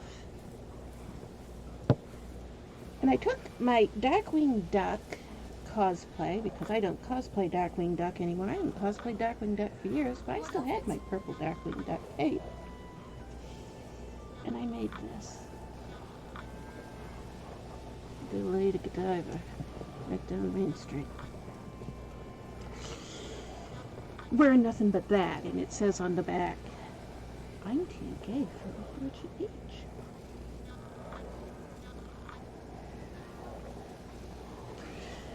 People called the police because there's a naked woman walking down the street. Buddy Will and the police officer, 2 police cars and their partners, Buddy Will and the other police officer who was laughing at the signs, they get called to arrest me because I'm on the sidewalk wearing just that cape. I'm too gay for him in the town of Avallac'h Beach. I'm accused of being a man dressed like a woman. Well, here I am, naked. No, you can see I'm not. So these 2 police officers are supposed to arrest me, but they don't. Instead, now I have police escorts. 2 cop cars driving at 5 miles an hour with me all the way down to the town hall.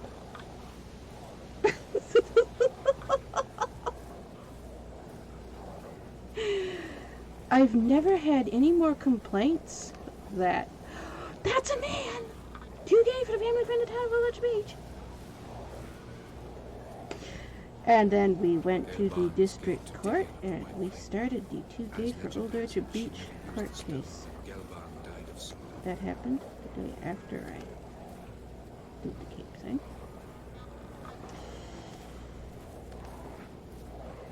And on October 21st, 2016, we went from the district court to Superior Court. The Superior Court judge, on October 21st, 2016, declared it illegal for the town of Avallac'h Beach to not allow gay, lesbians, or transgender to own houses, own businesses, or live in Avallac'h Beach. We got that law overturned. You can now legally be gay in Avallac'h Beach.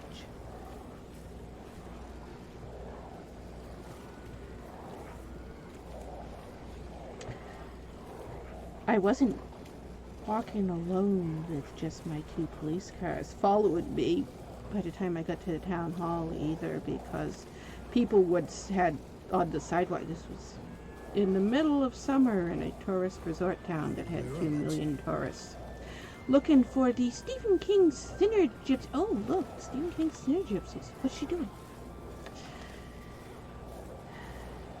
So, Stephen King fans were all gathered to, what are you doing? Oh my god, I'm gay. Wait, we're not allowed to be in this town? I'll march with you.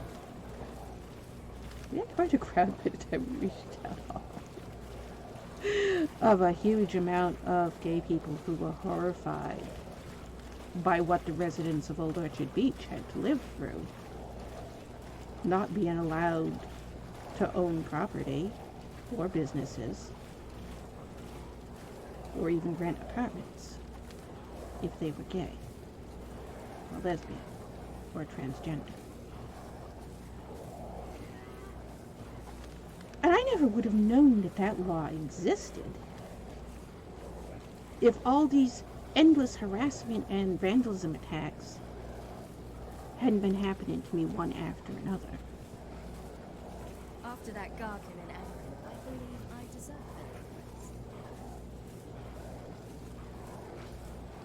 it. Large part of the motive turned out to be that they thought I was transgender for some reason, which I'm not. I do cosplay predominantly male characters, which is crossplay, and that's quite different.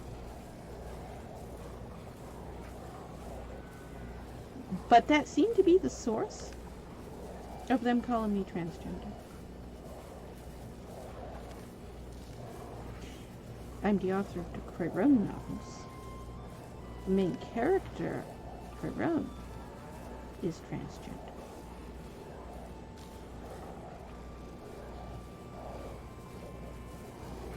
And during the Too Gay for Old Orchard Beach court case, that was something that was brought up by them. Damn it! Part of their evidence that I was transgender was she wrote these books, transgender characters. No one who wasn't transgender would ever write a transgender character.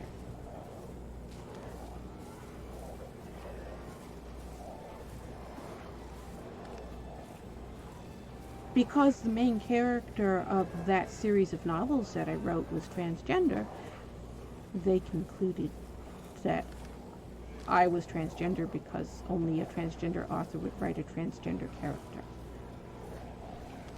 That was their evidence that they used in court.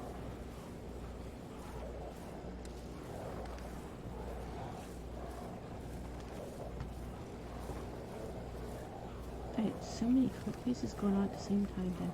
We had 7 court cases going on all at once. I was in court almost every single day that entire year.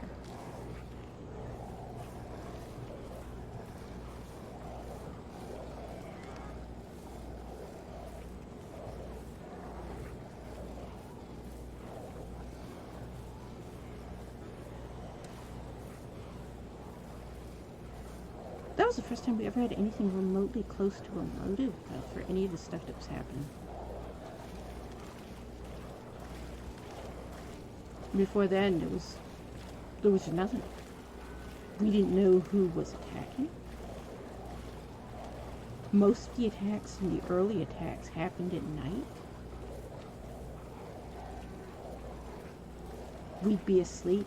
They'd do something at night. We'd wake up and find it in the morning.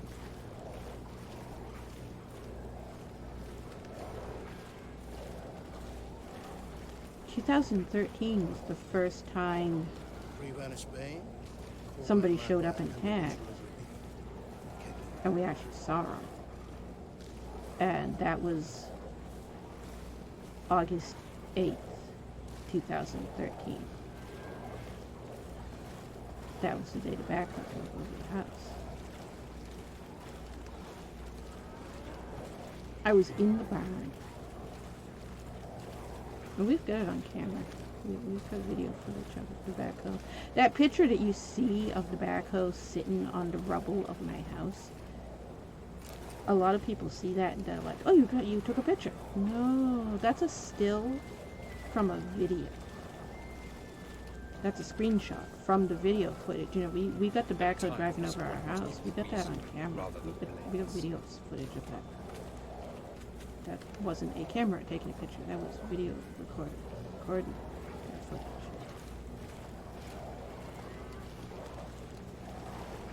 I was in the barn. I was getting eggs.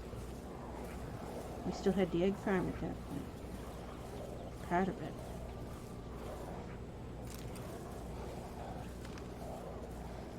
My farm was a massive egg farm at one point. It isn't anymore because backhoe drove over my barn also.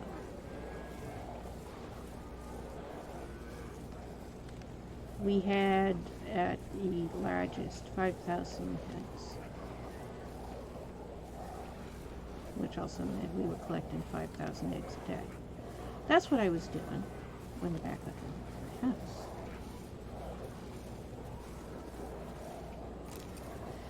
Which is why we have it on camera. I had gone to work. I was working on a food truck. That was when I was working on the food truck down at the pier. There's the waffle pizza food truck. It was pizzas made in a waffle iron and then rolled up on a corn dog. Weird thing. I ran the cash register, and the owner was never there. The owner who came up with the recipe and stuff, he had another food truck that he kept in Portland. He was on that one. So the owner who owned both food trucks, he was never there. And I never cooked on that food truck. But that was the job I had when that happened. I was working on the food truck. And I got home from work. And I head over, get the eggs, and I hear this noise. And the video camera's recording because I just carry it around and it records all the time.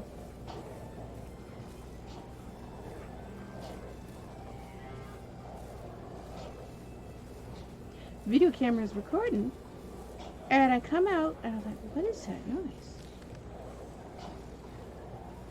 I had no idea what it was.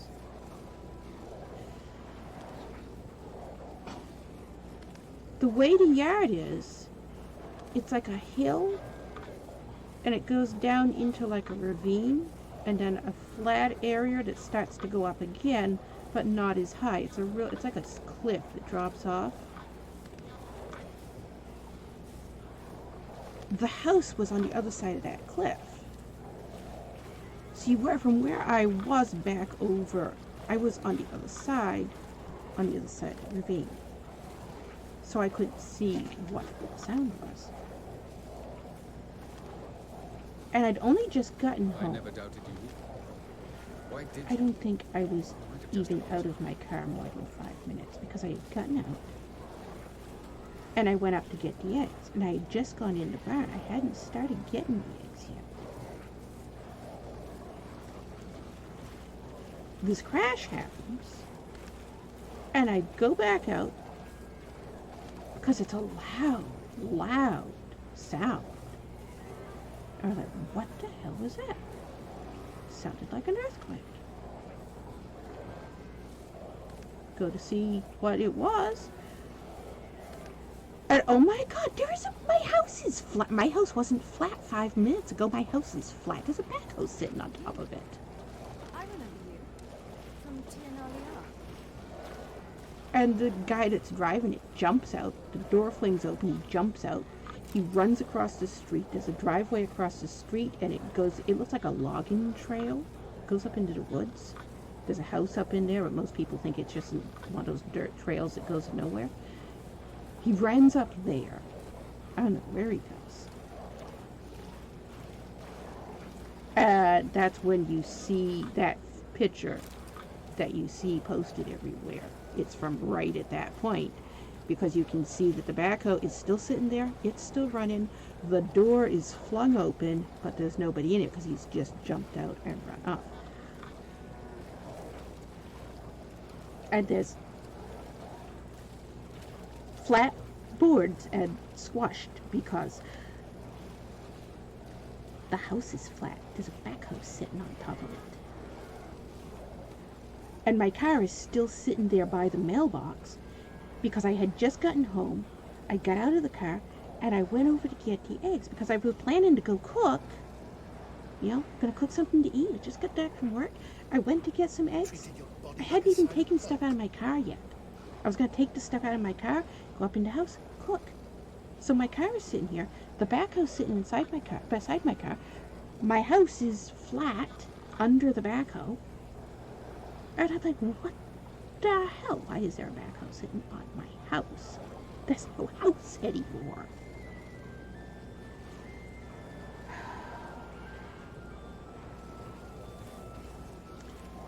So, the usual what we have to do every few days around here. Call the police. Guess what? Something happened again. This time it's a backhoe on my house. And above all, beware the witches of Crookback Bog. January 2017. My mother calls. She's in this panic. She says, you gotta get over here right now. And then she hangs up. And I'm like, what?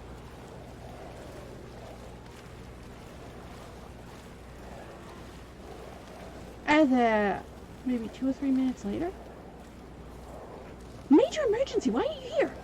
And then hangs up. And I don't know what you're talking about. Where are you? I don't know. Well, then she's in between calling me. She calls my father. Does the same thing to him. So then my father's like, you know what? I'll drive over there. See what's going on.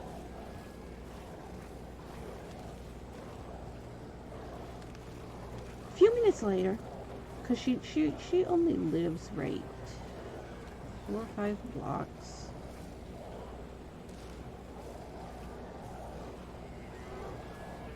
If you get in a car and drive over there, you're probably be there less than 5 minutes.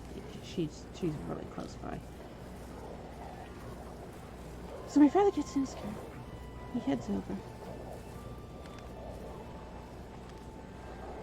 And a few minutes later, now I get a phone call from him. Quick! Hide! Mom's car is flat. I was like, what? He says, yeah. There's a road grader sitting on top of it. And when he first telling me this, he didn't... I think he's too shocked by what he's seeing to really describe what he's seeing. So, he didn't have a full picture. Full pictures can be seen in VODs because, Exquisite irony. you know me, I'm always recording. Have I given you cause to doubt my intention? Camera never goes off. That's why we have all this stuff on video footage. So I get in my car, and my initial assumption is when he says this, I thought her car was in the road. So yeah, I asked you, where is she? I thought she was in an accident. Got hit by a road grader. Which is, I don't know what a road grader is. It's a really big, huge tractor. It's got like a long, skinny point on the front, and it's got this big, like a plow. And the wheels are massive. The wheels must be like 10 feet tall. It's a Land Mover. These things are huge. And they can drive over skyscrapers. This is a massive thing. It's like something you see digging in mines. They use them to plow the roads up here. People who come up here in the winter and they've never seen how we plow our roads up here and they see one of these things, they're just mind blown because, oh my god, I thought you put a plow on a truck. No, we use road graders. So that's what my assumption was. Road graders are huge and you can see and hear them coming. So people know if there's a road, they cover both sides of the road at once. It's got these gigantic wheels. The wheels, like I said, the wheels 8-10 feet tall. They're huge. And it's got like this, like spider leg looking things that go up off the wheels into an archway, kind of like an empty frame with no body on it. And then there's like a glassed-in square place where the driver sits. And then directly under that, there's these poles that come down. And there's this huge blade. It looks like a razor blade, but it's like 20 feet across, 4 feet tall. That is the grader. And the bottoms of it are like serrated. And the reason it's called a road grader is it grades the road. Normally, areas that don't get as much snow as we do, we use them for plowing snow here. And above Most all, places beware where the you see a witches road of grader, Crookback Bog. this blade comes down, chops the tar for the tarmac, chops it. And then as the thing drives ahead, the tar rolls up like a carpet and this thing pulls under it, grades the road. That's why it's called a road grader. Well, it was winter. Road graders are out and about. We had just had a blizzard. There was road graders out and about all over the place plowing the roads because we get as much snow as we get. Nothing else is going to make it through the snow. We get blizzards with 4 or 5 feet of snow. It's just, that's the way it is around here. We're far enough north. We get a lot of snow. So my assumption is she was driving, somehow got hit by a road grader, which will happen if you don't get off the road while the road grader is coming down plowing snow. So I get there. I ask, where was the accident? He says she's at her house. She's home. Okay. So now my assumption is she got home and got hit by a road grader in front of her house. No, that is not what happened. I get there. Her driveway is like 70 feet long. It goes down a hill, and then it makes a sharp turn, and it goes down in, and then it makes another turn, and then it goes down in again.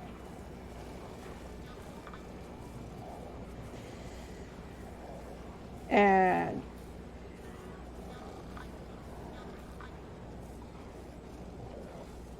it's a long distance.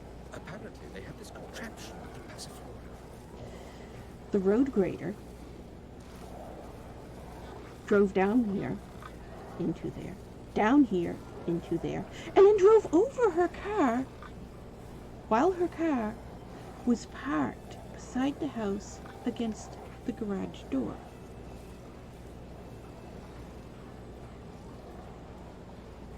Why is there a road grader in her yard on top of her car? Who knows?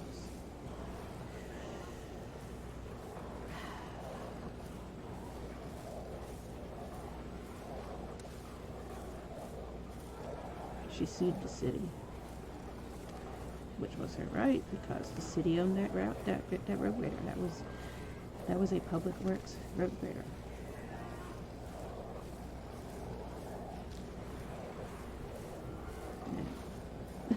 The city tried to settle, and they were just going to pay for pounding out the dings. That's how they put it. Here, pay to pound out the dings. Push the metal back out, and that's all your car needs. We just push the metal back out. You can use it. The judge saw through that. You flattened her car. How's she gonna drive it? Pounding out the dents. That's not gonna work. The city ended up having to replace her car.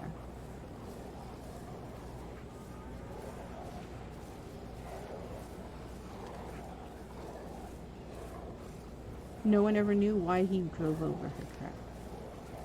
He wouldn't say. Slammed up, wouldn't talk about it. And above all, beware the witches of Crookback Bog. The driver who did it obviously lost his job for the city and thought, fuck folks anymore. I don't want to do something like that. But he did it deliberately, and nobody knows why. He wouldn't. He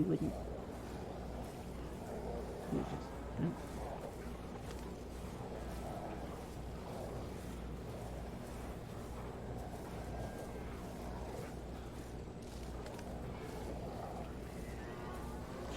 was walking back to get our horse.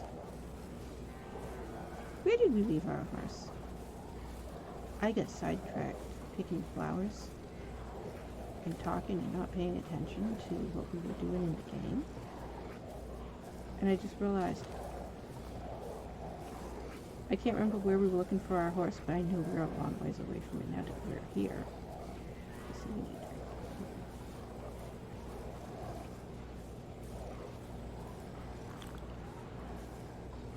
Hey, we can see that cave painting thing. That, what do you call that? There's a word for that. It's not a cave painting, but I keep calling it a cave painting.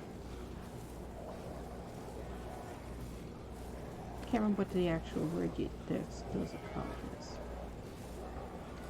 That, we can see it because it's not raining or foggy. The passage is Kind here, of foggy, past but this it's not as wall. bad as it was before. The man with the bow and arrow shooting the deer while his dog runs up to help. Where's that? You can see it better from up here. We left our horse back at that, where that castle is, right? You go down in behind there. Is that where we left our horse? I think it is.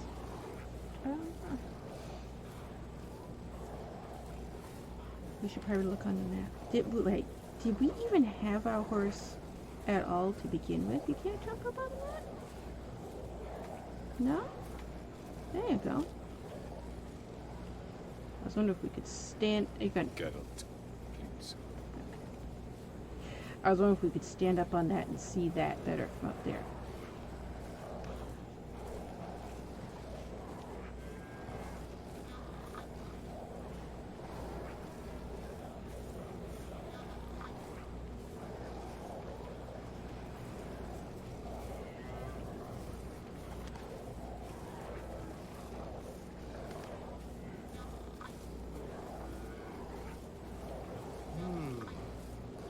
I must admit, you appearing here, quite a surprise, Witcher.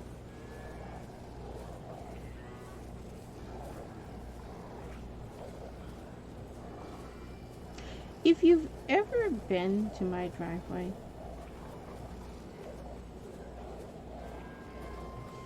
chances are high if you follow me you have, because the only people who ever follow me are Stephen King fans, and my thing with Stephen King fans ever know how to do is drive up to my yard and scream and yell for autographs.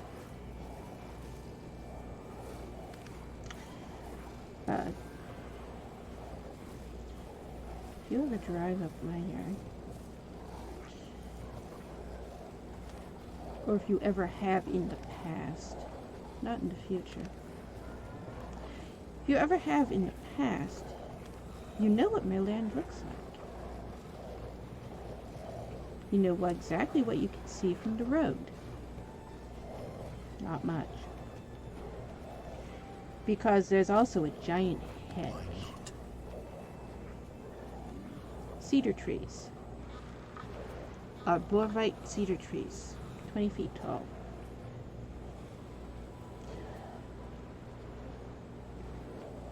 Up here at the road is here, and my driveway has a ramp type shape to it at the beginning, and then it levels off and goes up to where the cliff at the ravine is. Right at the top of that ramp shape, there is an arborvite hedge, 20 feet tall. Nice, lush, thick green trees. That ends there. About 15 feet in front of that is a second hedge. Nice, 20 feet tall, lush green arborvite cedar trees. Cross and overlapping. To get up into my yard, you have to drive up, turn, drive up again. And because of the way those are shaped, you look at my yard, and you see a wall of green arborvite cedar trees, 20 feet tall. And you can't see anything else from the road. And that's why that hedge is there. Because I don't want people coming up. I don't want people looking. I like my privacy. I put that wall of trees there so I could have privacy.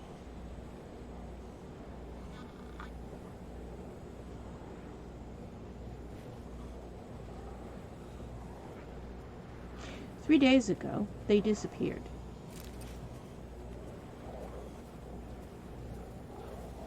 My hedge is gone.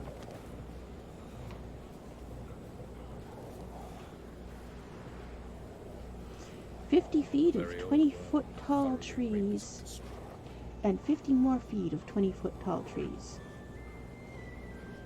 have been stolen. Dug up. There's holes. A very large tractor came up. You can see the tractor tracks in my yard. Came up into my yard 3 days ago and pulled my hedge out of the ground, one tree at a time, and left these giant holes where they took the entire roots. Those trees cost $400 each. Wasn't cheap to put that hedge up. I bought those trees 20 feet tall. They were 20 feet tall when I bought them.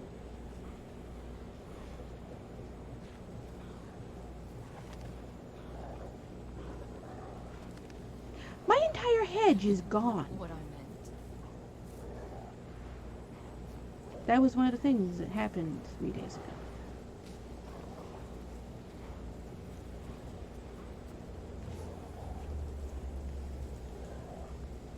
We're trying to figure out who did it and why. We're trying to figure out who has the equipment to do that. There is in our town a tractor capable of doing that. It's a very large tree hugger. That's what people call them, tree huggers. It's a funny looking square, like a forklift shapey looking thing, but it's big. It's as big as my motorhome. Has these big claws on the front. Brilliant deduction. In the middle of those big claws is this massive, huge, big circular saw that's like 8 feet across. That thing, you drive up to a tree, California redwoods, it will hug the tree. That's what the clamps do. The saw goes through, slices the tree in half. The clamps are holding the tree up. The saw goes back. Now the tree is completely sawed down. And then the arms fold the tree down and gently set it down. There is one of those in Old Orchard Beach. It has a big red apple painted on the side of it. Matches the big red apple painted on the side of the backhoe that was sitting on my house today. Backhoe drove over my house.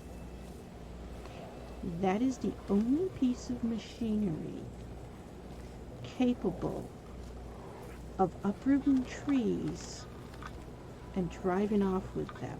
That's what that machine does. You simply drop the blade down and the arms will clamp onto a tree and pull it up by its roots. So now you didn't cut it in half, lay it down. No. Now you just ripped it up and drove off with it. Or the bottom of the sea.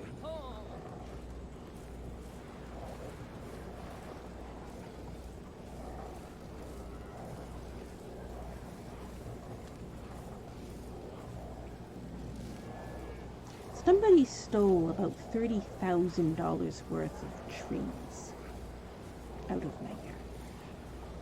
My entire hedge across the front of my yard is gone.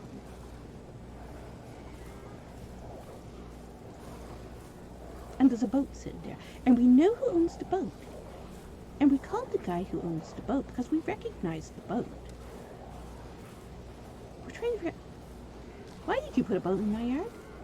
He's, True. But wait, she also needs training. She must learn to control her. you mean I put a boat in your yard? Your boat is in my yard. My boat can't be in your yard. You want a cell phone? I'll take a picture and send it to you. Oh my God. My boat is in your yard. Why is my boat in your yard? I don't know. What type of equipment can move a boat that big and put it in my yard? Where my hedge was. Where my hedge was 4 days ago, and is not there now, because it disappeared 3 days ago, there is a boat. That somebody with a crane, a boom crane, because a boom crane's the only thing that can move a boat like this. Somebody went to his yard with a boom crane, picked up his boat, drove it down the street, and set it in my yard.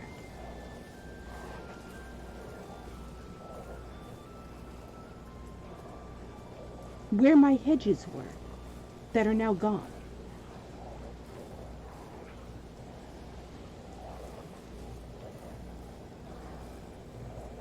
On top of that, there are 7 giant pine trees, huge redwood-sized pine trees, many hundreds of feet tall, 500-year-old pine trees that are protected and you're not supposed to touch them. The big machine that hugs trees and saws them off, well, that also came in, hugged those trees, sawed them off, and dropped them on top of my Vardo. My Vardo is flat. I have no Vardo anymore. Do you know what a Vardo is? It is an antique wooden-covered wagon that we gypsies had. It was a horse-drawn thing. I lived in that for most of my life.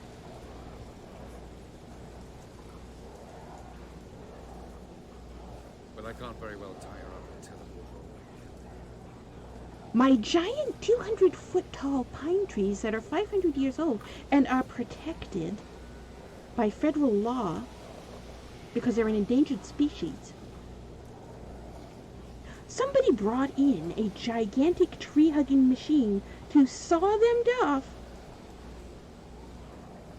over here. Move them all the way over here and put them on top of my Vardo. Where those trees were, several hundred feet away, it is no way for them to fall from where they were and land on the Vardo. They were picked up and put on the Vardo. Then, the stumps of these massive 500-year-old, 200-foot tall trees,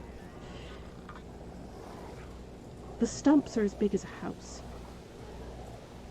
The stumps are pulled out of the ground and also put on top of the Vardo. That's what my yard looks like today. That's why we're streaming right now, because I'm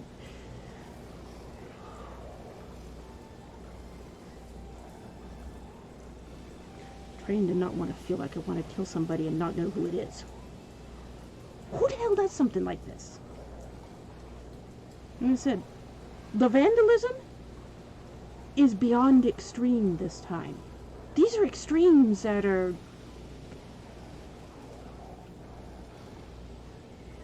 require somebody with some very strange lumberjack equipment.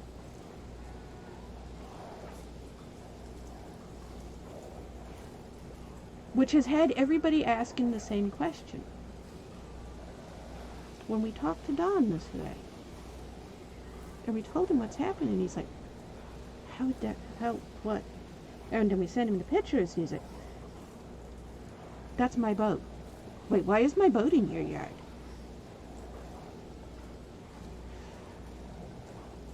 Where's all your trees?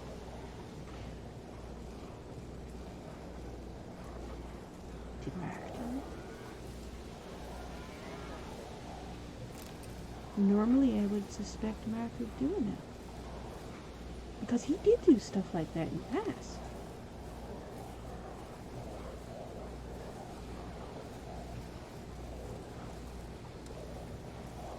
But it's not possible that Mark did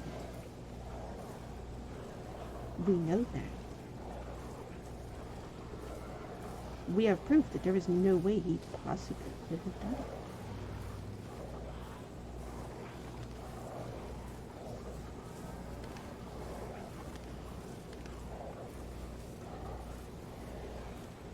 So who did it and why?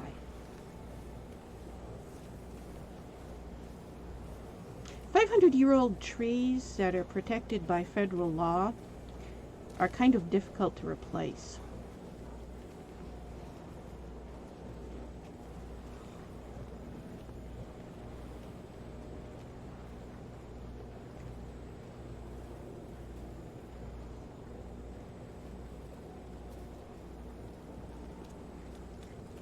Who does something like that? And why?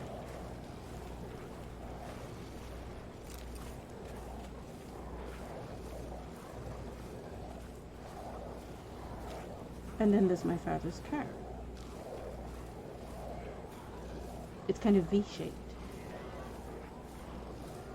Squashed down the middle with the front where the hood and wheels up like this, and the back where the back wheels and bumper pushed up.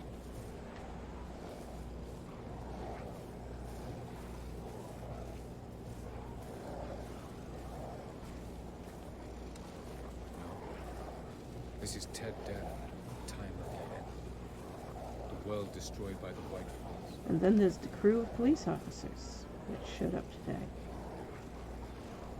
That went over my yard and fired his gun. And their evidence bags, picking up stuff that was left all over my yard.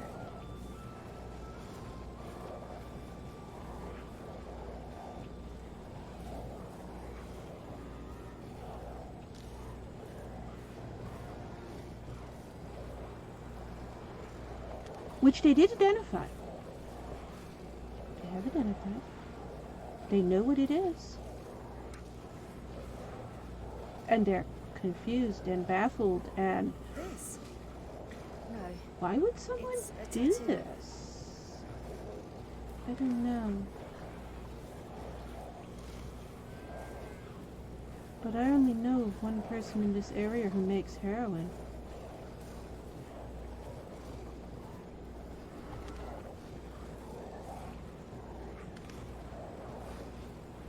And there's a lot of it.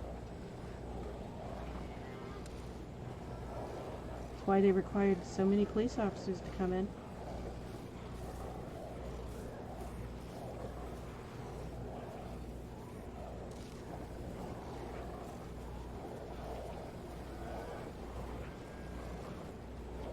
That's the Sire clan.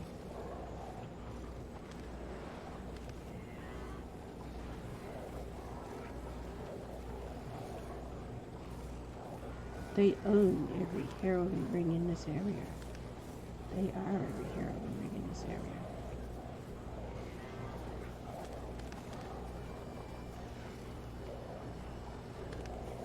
You know what? You need to meditate again. You need to meditate right now. You're about to fall over.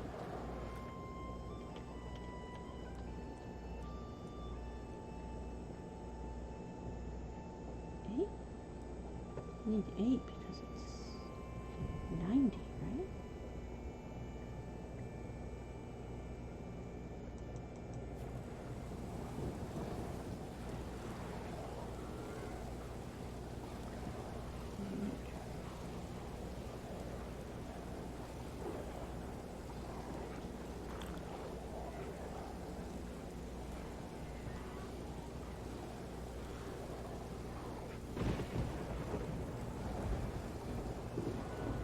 You know,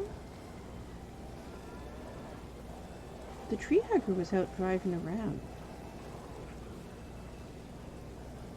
the first week of January.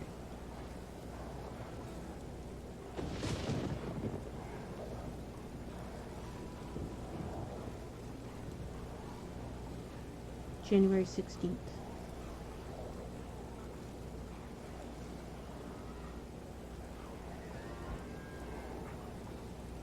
January 16th, the FBI showed up. And they asked about it. Because it was driving down the road. And they thought it was going to drive to Washington for a second attack on the Capitol. There was a group outside of the park gathering up, and they did go back down there a second time. They went to the, where'd they go? They went to Washington Monument, I think, didn't they? Must climb onto the roof. And the FBI was all worked up about that tree hugger because they thought they were going to use it to try to knock down the Washington Monument.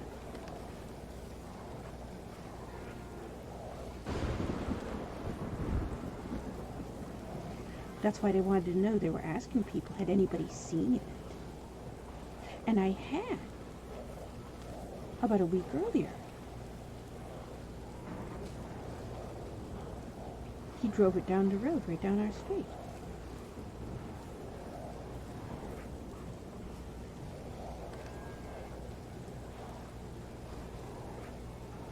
What of it?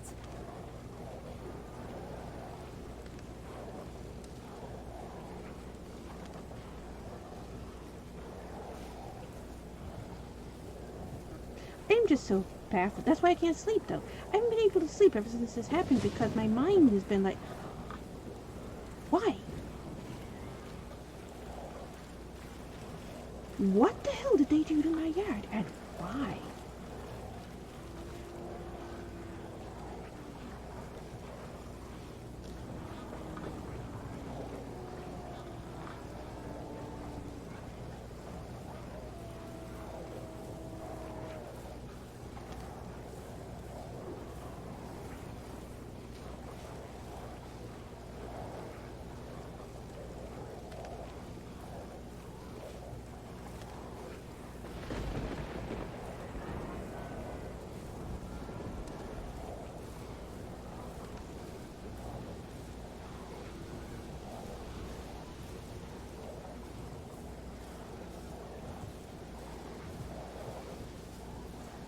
None of it makes sense. All of it baffles me.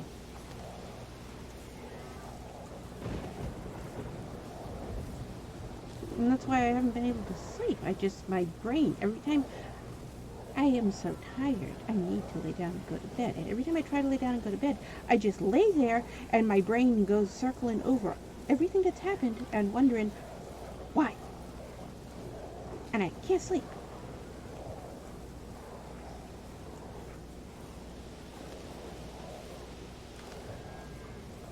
Someone in the space of a very short time, only a few hours, uprooted and stole all of my hedges. These big, 20-foot tall, arborvitae cedars. Look at those clearings. Remind you of anything? Cut down gigantic ancient trees that are protected by federal law because they're an endangered species.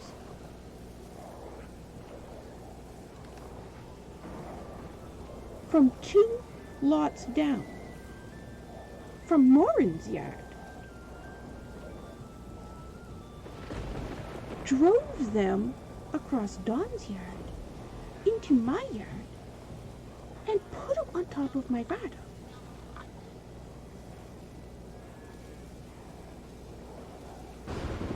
And then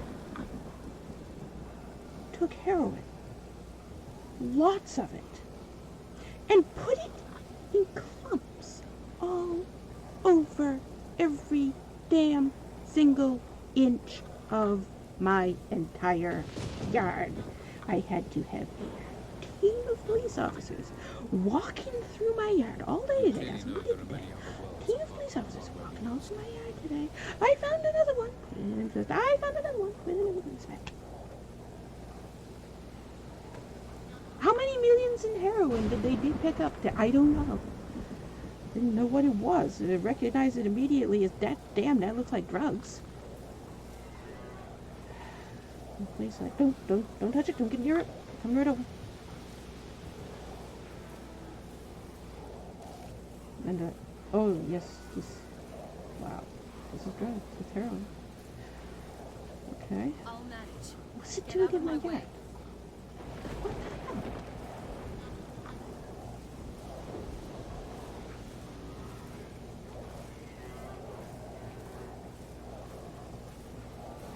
before they picked it up, they were trying to figure out, is it laid down to write something? Is it making any patterns? Or is it just scattered at random? What is...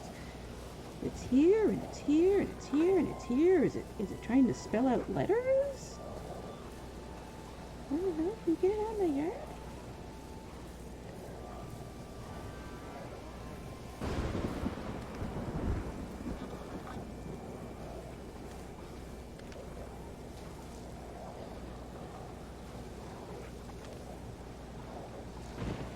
Linda, do you have any clue who might have done this?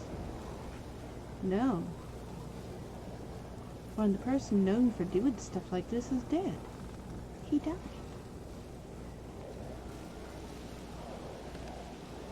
He's been seen doing stuff like this before, but never on this scale, never this weird. Plus, he's dead.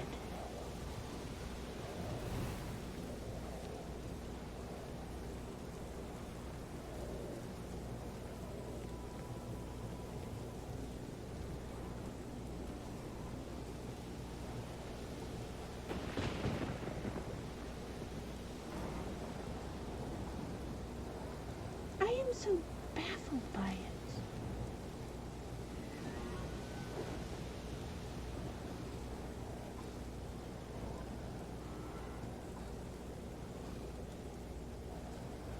Plus the boat.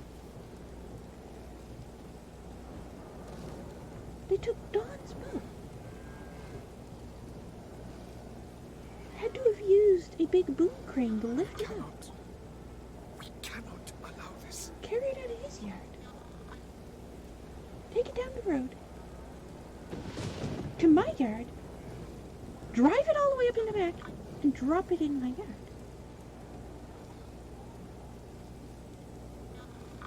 Why?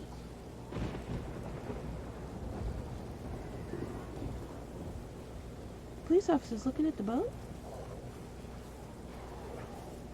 There's no way in hell this is a one-man project. Can't lift a boat like this. No.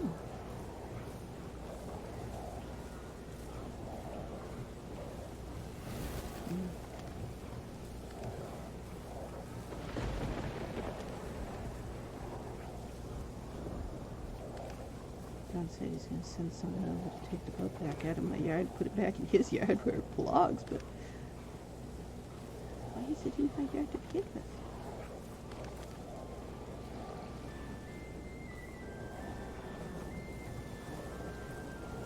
I don't understand any of this. It is so confusing.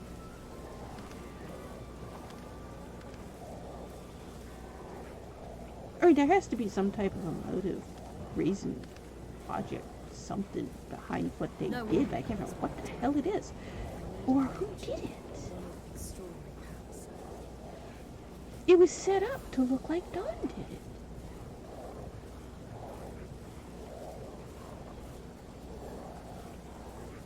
But he's not here. He's on the other side of the planet right now. He's nowhere near me.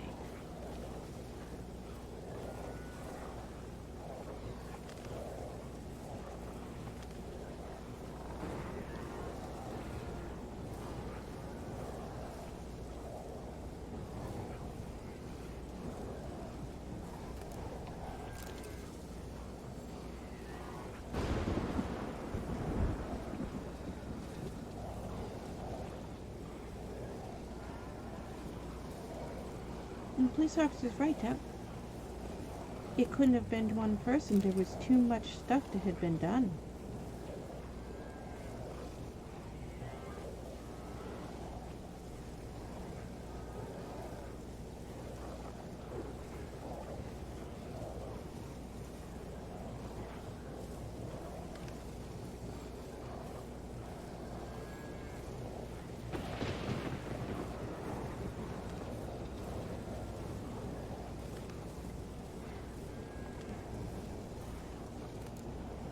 This whole thing, again, like the times before,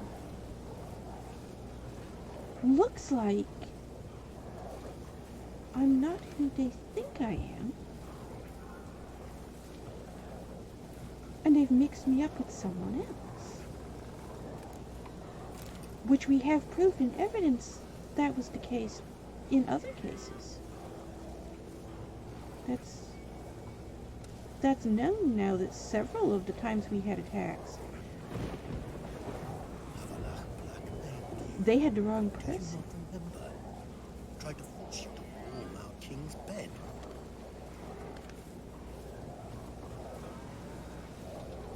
It almost looks like it was set up to be like some type of cryptic message, like I was supposed to look at it and think, oh, that means something. Like a symbolic thing, but I can't know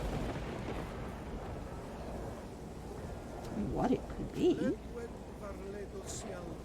Which again makes me think they mixed me up with someone else.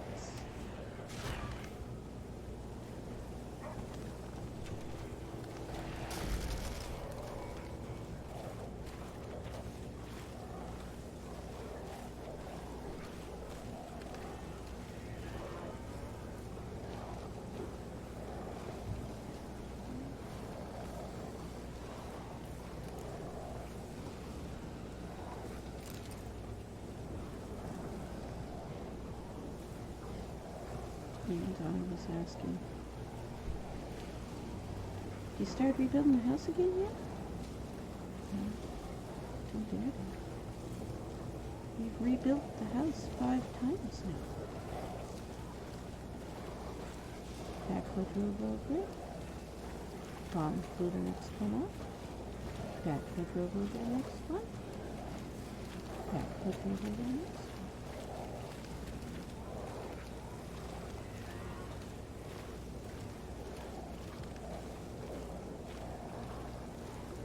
Rebuild the house. This is the place. Around 5 months later.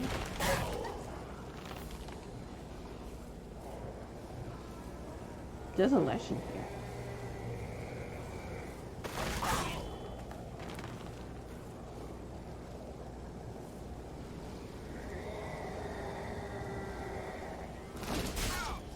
Why is there a lesson here? I know where we are, and this is a lesson for us, but we did this quest.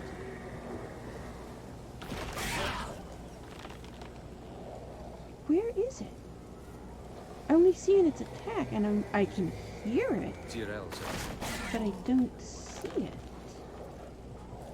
Looks like it's coming from this direction.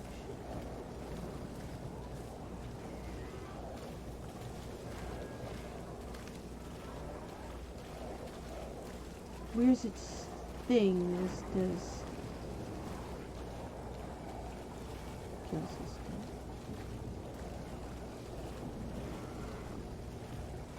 I don't hear it anymore.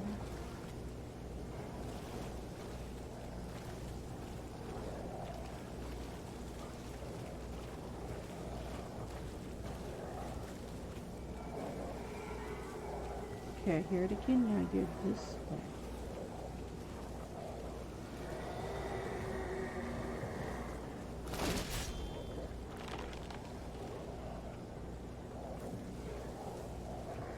This has never happened before.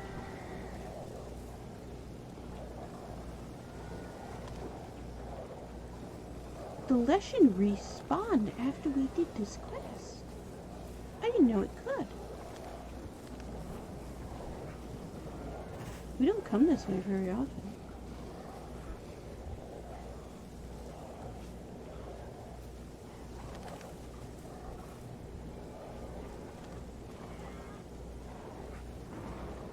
I want to see it. I like lessons.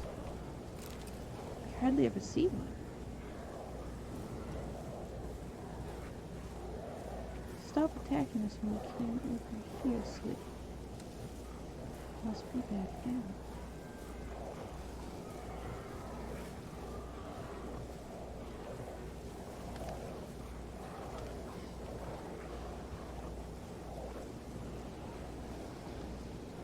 The Palace of Awakening, formerly the Moon Palace. Gel's headquarters. Is it only attacking us in this area with a rock slide?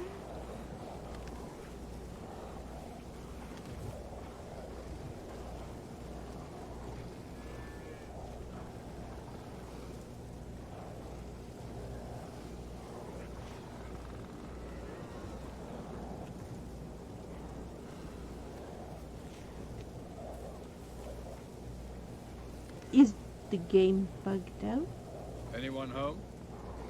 which could be caused by mods, probably. There are enough mods on here to glitch stuff out.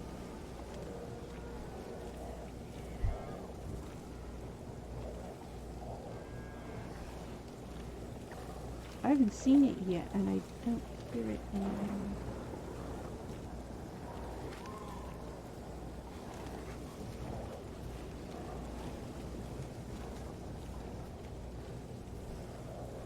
These rocks are where it was attacking us, right?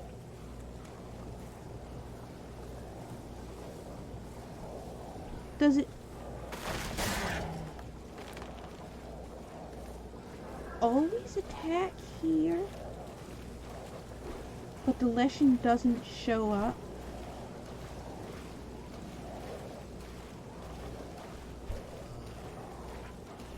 And that part is somehow glitched out and it's attacking even though we already did this quest and killed the Leshen? Murdered our king.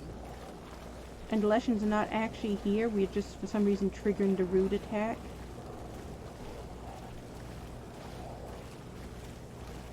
We should have seen the Leshen come right up beside us by now. Because that's what he does. He does the root attacks, but then... Ow. Then he comes right up beside you. Punished his daughters with a hot iron. Or the one who had his own father's eyes.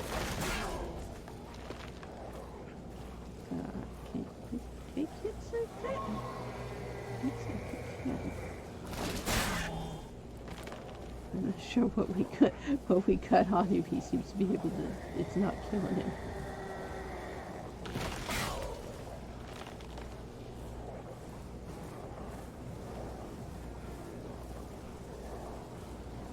I didn't realize. I would have been more careful walking into here if I knew we were going to get Leshen attacked.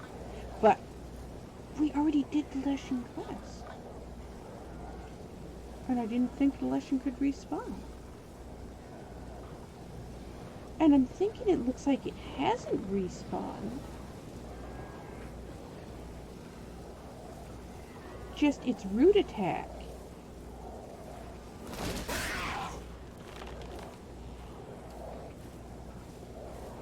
It looks like just its root attack is happening and it hasn't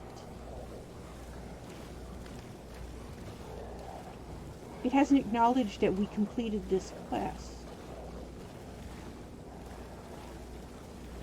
Was there something we had to do when the roots attack?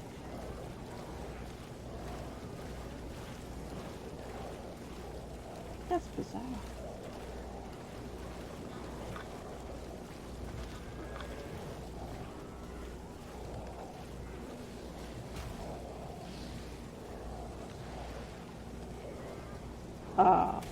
Okay, that sounded like the Leshen now, close to us. Right.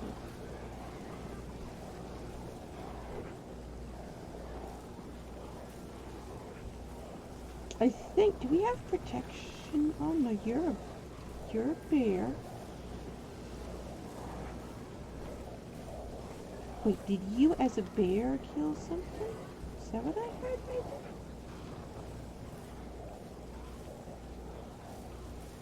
Maybe.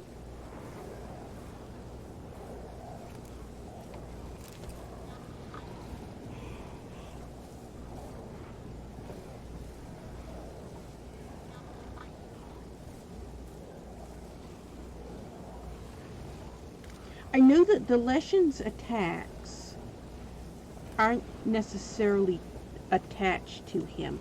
A lot of attacks for the boss fights are like that.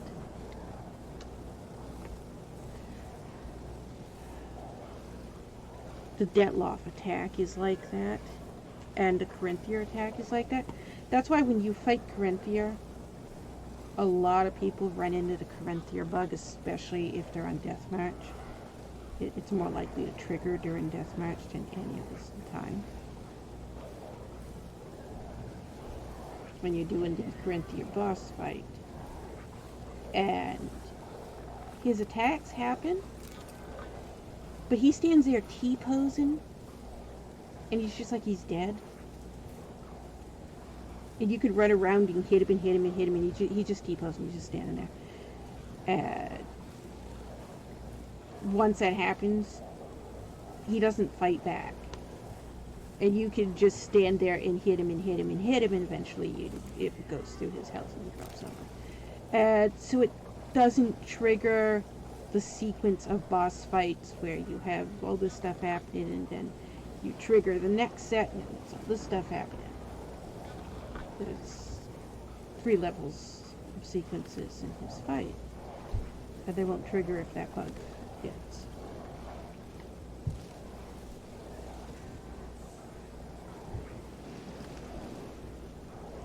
If we go up to the tree, I've never seen this lesson away from the big tree. I'm not sure where is the...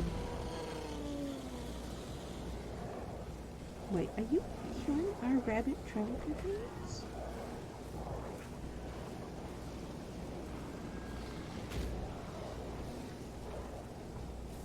Okay, that bear was the thing I heard. We came over here and I said I thought I heard the lesson ground pounding at us. That was the bear. It was being ground pounded, but it was the bear.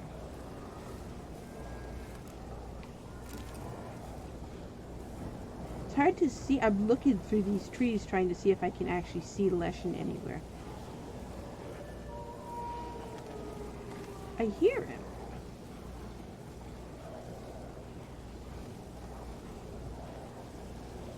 And we're getting attacked by his roots over there by the monoliths.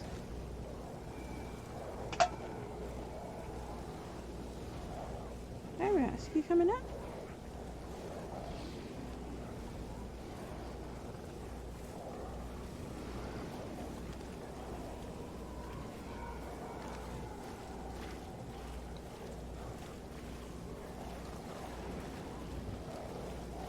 I can't see which way we need to go to get to that big tree. I was trying to remember what is the sequence of this Leshen's boss.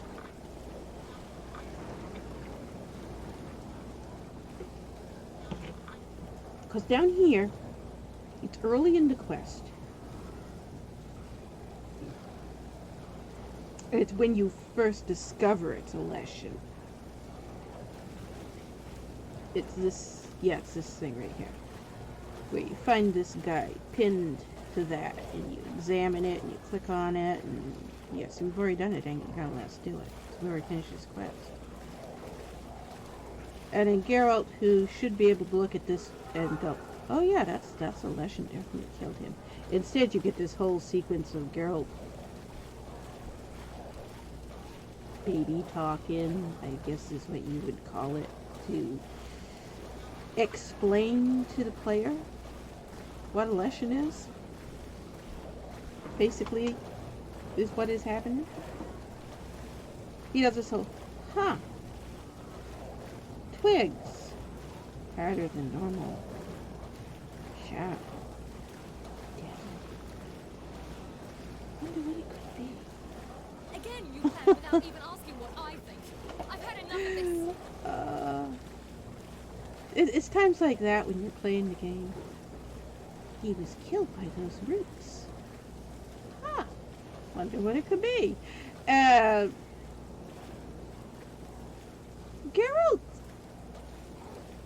is fairly intelligent in the novels. Geralt is more intelligent in the novels than Geralt in the game is. Geralt in the game's kind of stupid sometimes. Like when he finds this, and Geralt, monster hunter, who knows all about, Witcher, knows monsters, should identify that if roots came out of the ground and stabbed this guy, immediately Geralt would go, there's a Leshen. Let's go find it. He wouldn't stand there and go, so here's a root, and another root. It's not like a normal root, I wonder why. Harder than a regular root. Can't break it up. So, Geralt, ready? It makes Geralt sound so stupid when he does those things.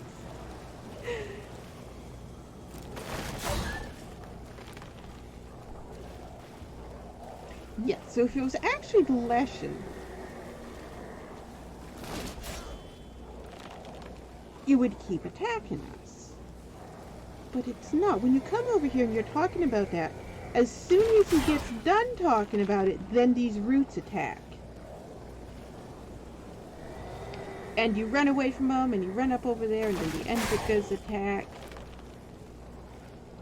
Wait, we can't kill the roots, can we? I wish we'd spent more time together then.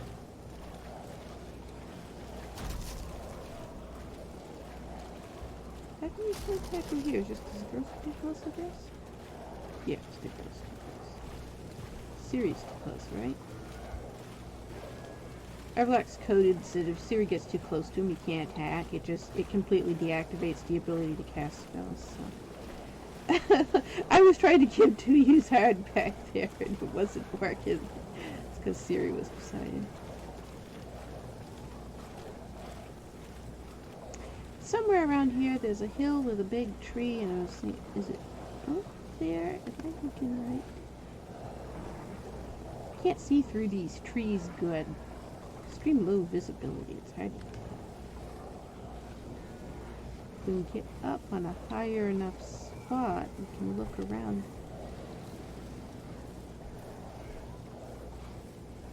Okay, we're near one of these things, and this town has 3 chapels? What are these things called? I can't remember.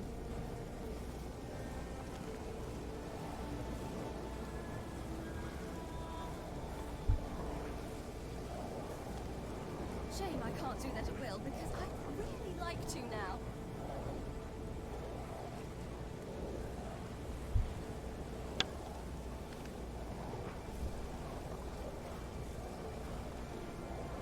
There's the barricade.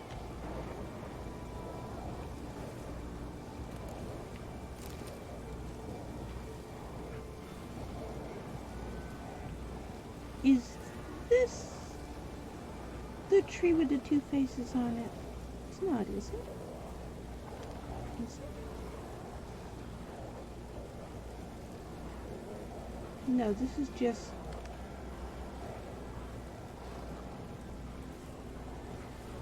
Right, too close, can't see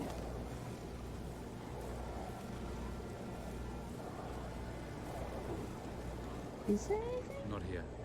Not now. It's just a piece of the tree, right?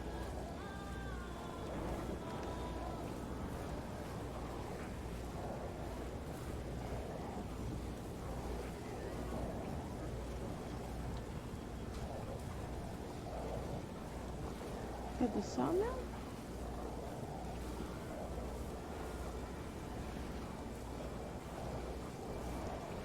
Sawmill also has a Leshen.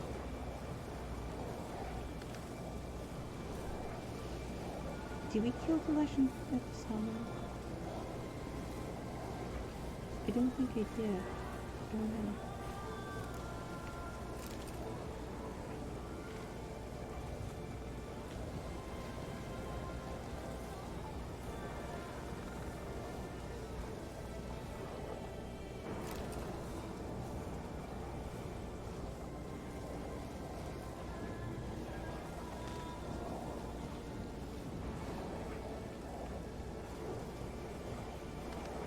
I should probably look at the map and then I could tell where the big tree was. We're just kind of wandering aimlessly.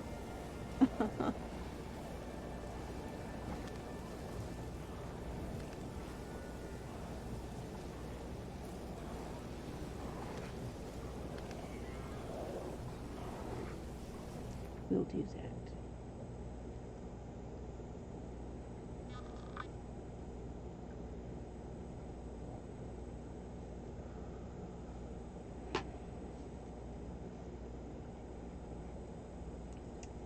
This is where the cockatrice is, right? Right there.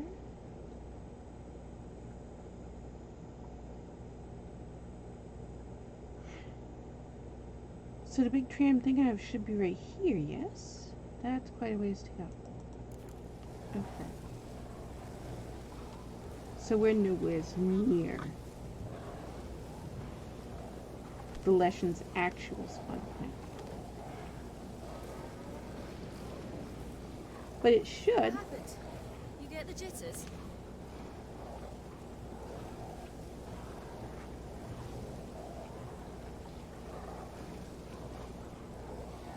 Once we've done the quest, it should cancel out the ability for the other ones to spawn up there, the roots.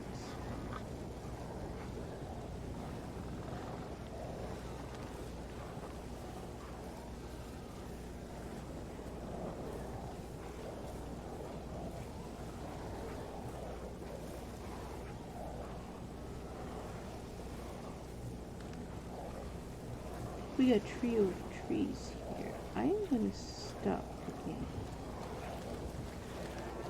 and see if I can go lay down and actually fall asleep, because I am so very tired.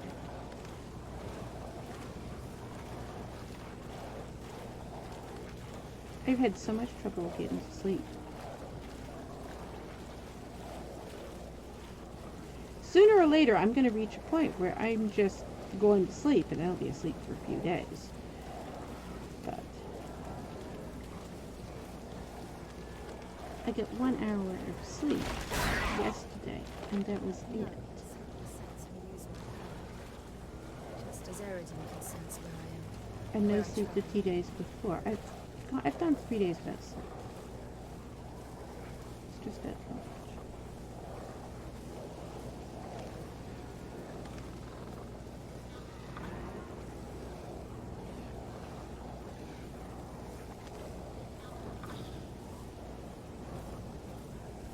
That's the place we can meditate, right?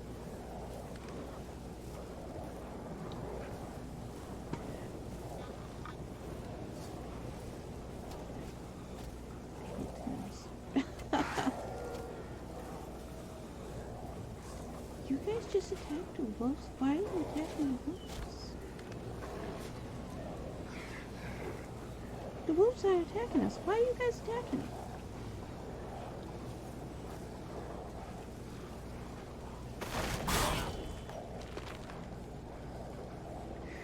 Were you actually attacking that and not the wolves?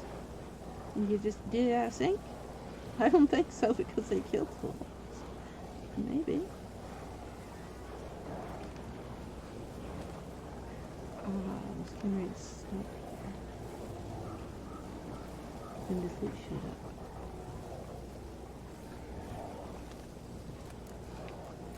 up. This lesson is confusing me with the way it's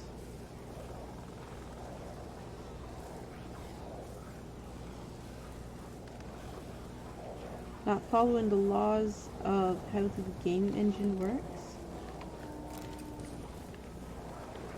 Whatever you call it.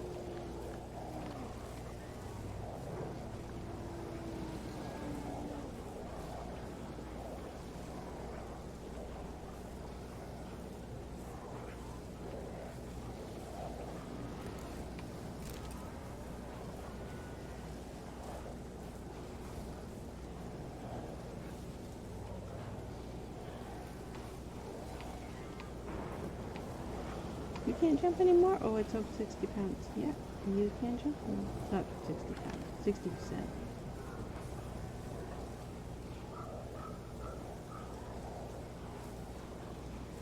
Alright. I'm gonna have them stop and camp here.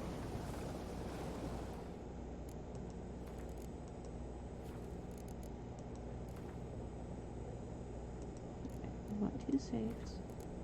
Always forget.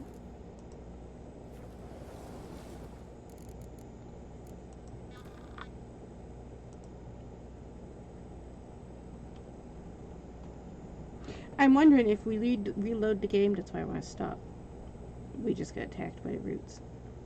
I was getting ready to stop. I was trying to go to the tree and stop there. We'll stop here.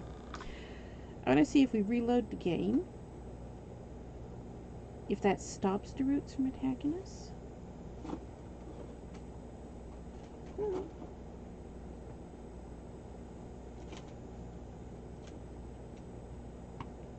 Because I think it's a bug. I think it's glitched out.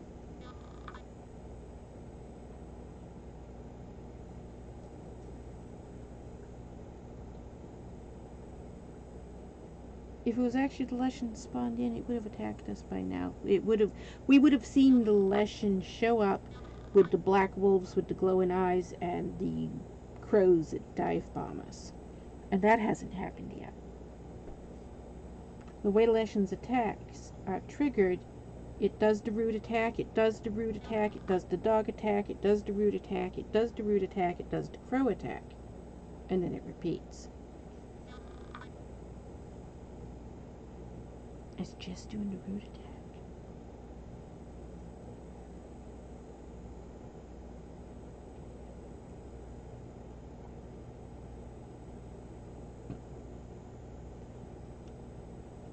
Can't think of any mods that could be bugging it out.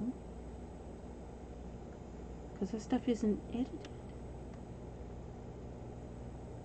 I haven't done much to edit Leshens.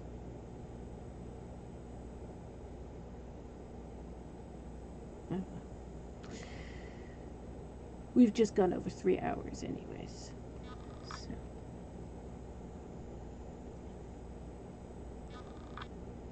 Trying to get into the habit of doing streams more often again. That's, not easy. With all the stuff we've got going on, like, where are my trees?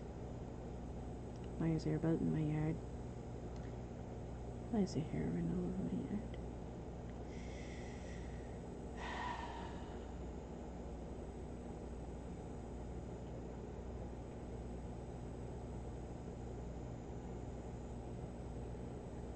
My brain's not going to want to stop asking why.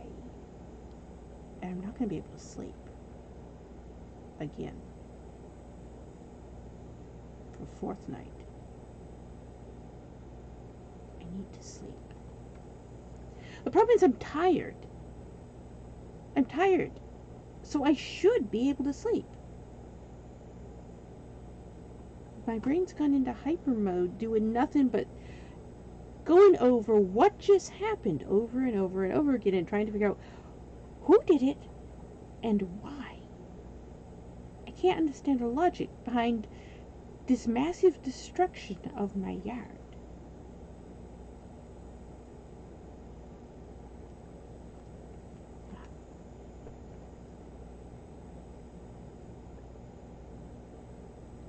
Maybe if I cook something and eat something,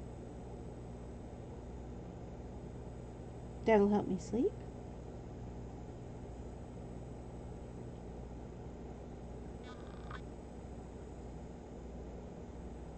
That whole food coma thing where if you eat certain types of food, you all of a sudden get tired enough and you just fall asleep.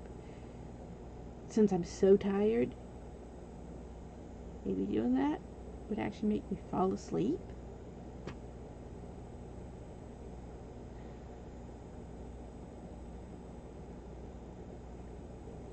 I hate that my stress levels have got my system out of whack with sleep like this.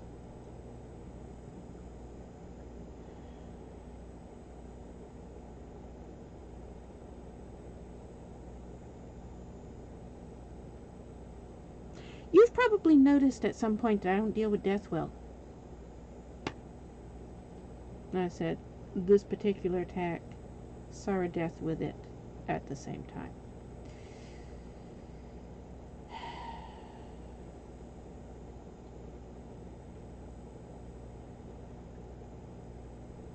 There's a lot of other stuff I haven't talked about yet because I can't talk about it because police are investigating stuff.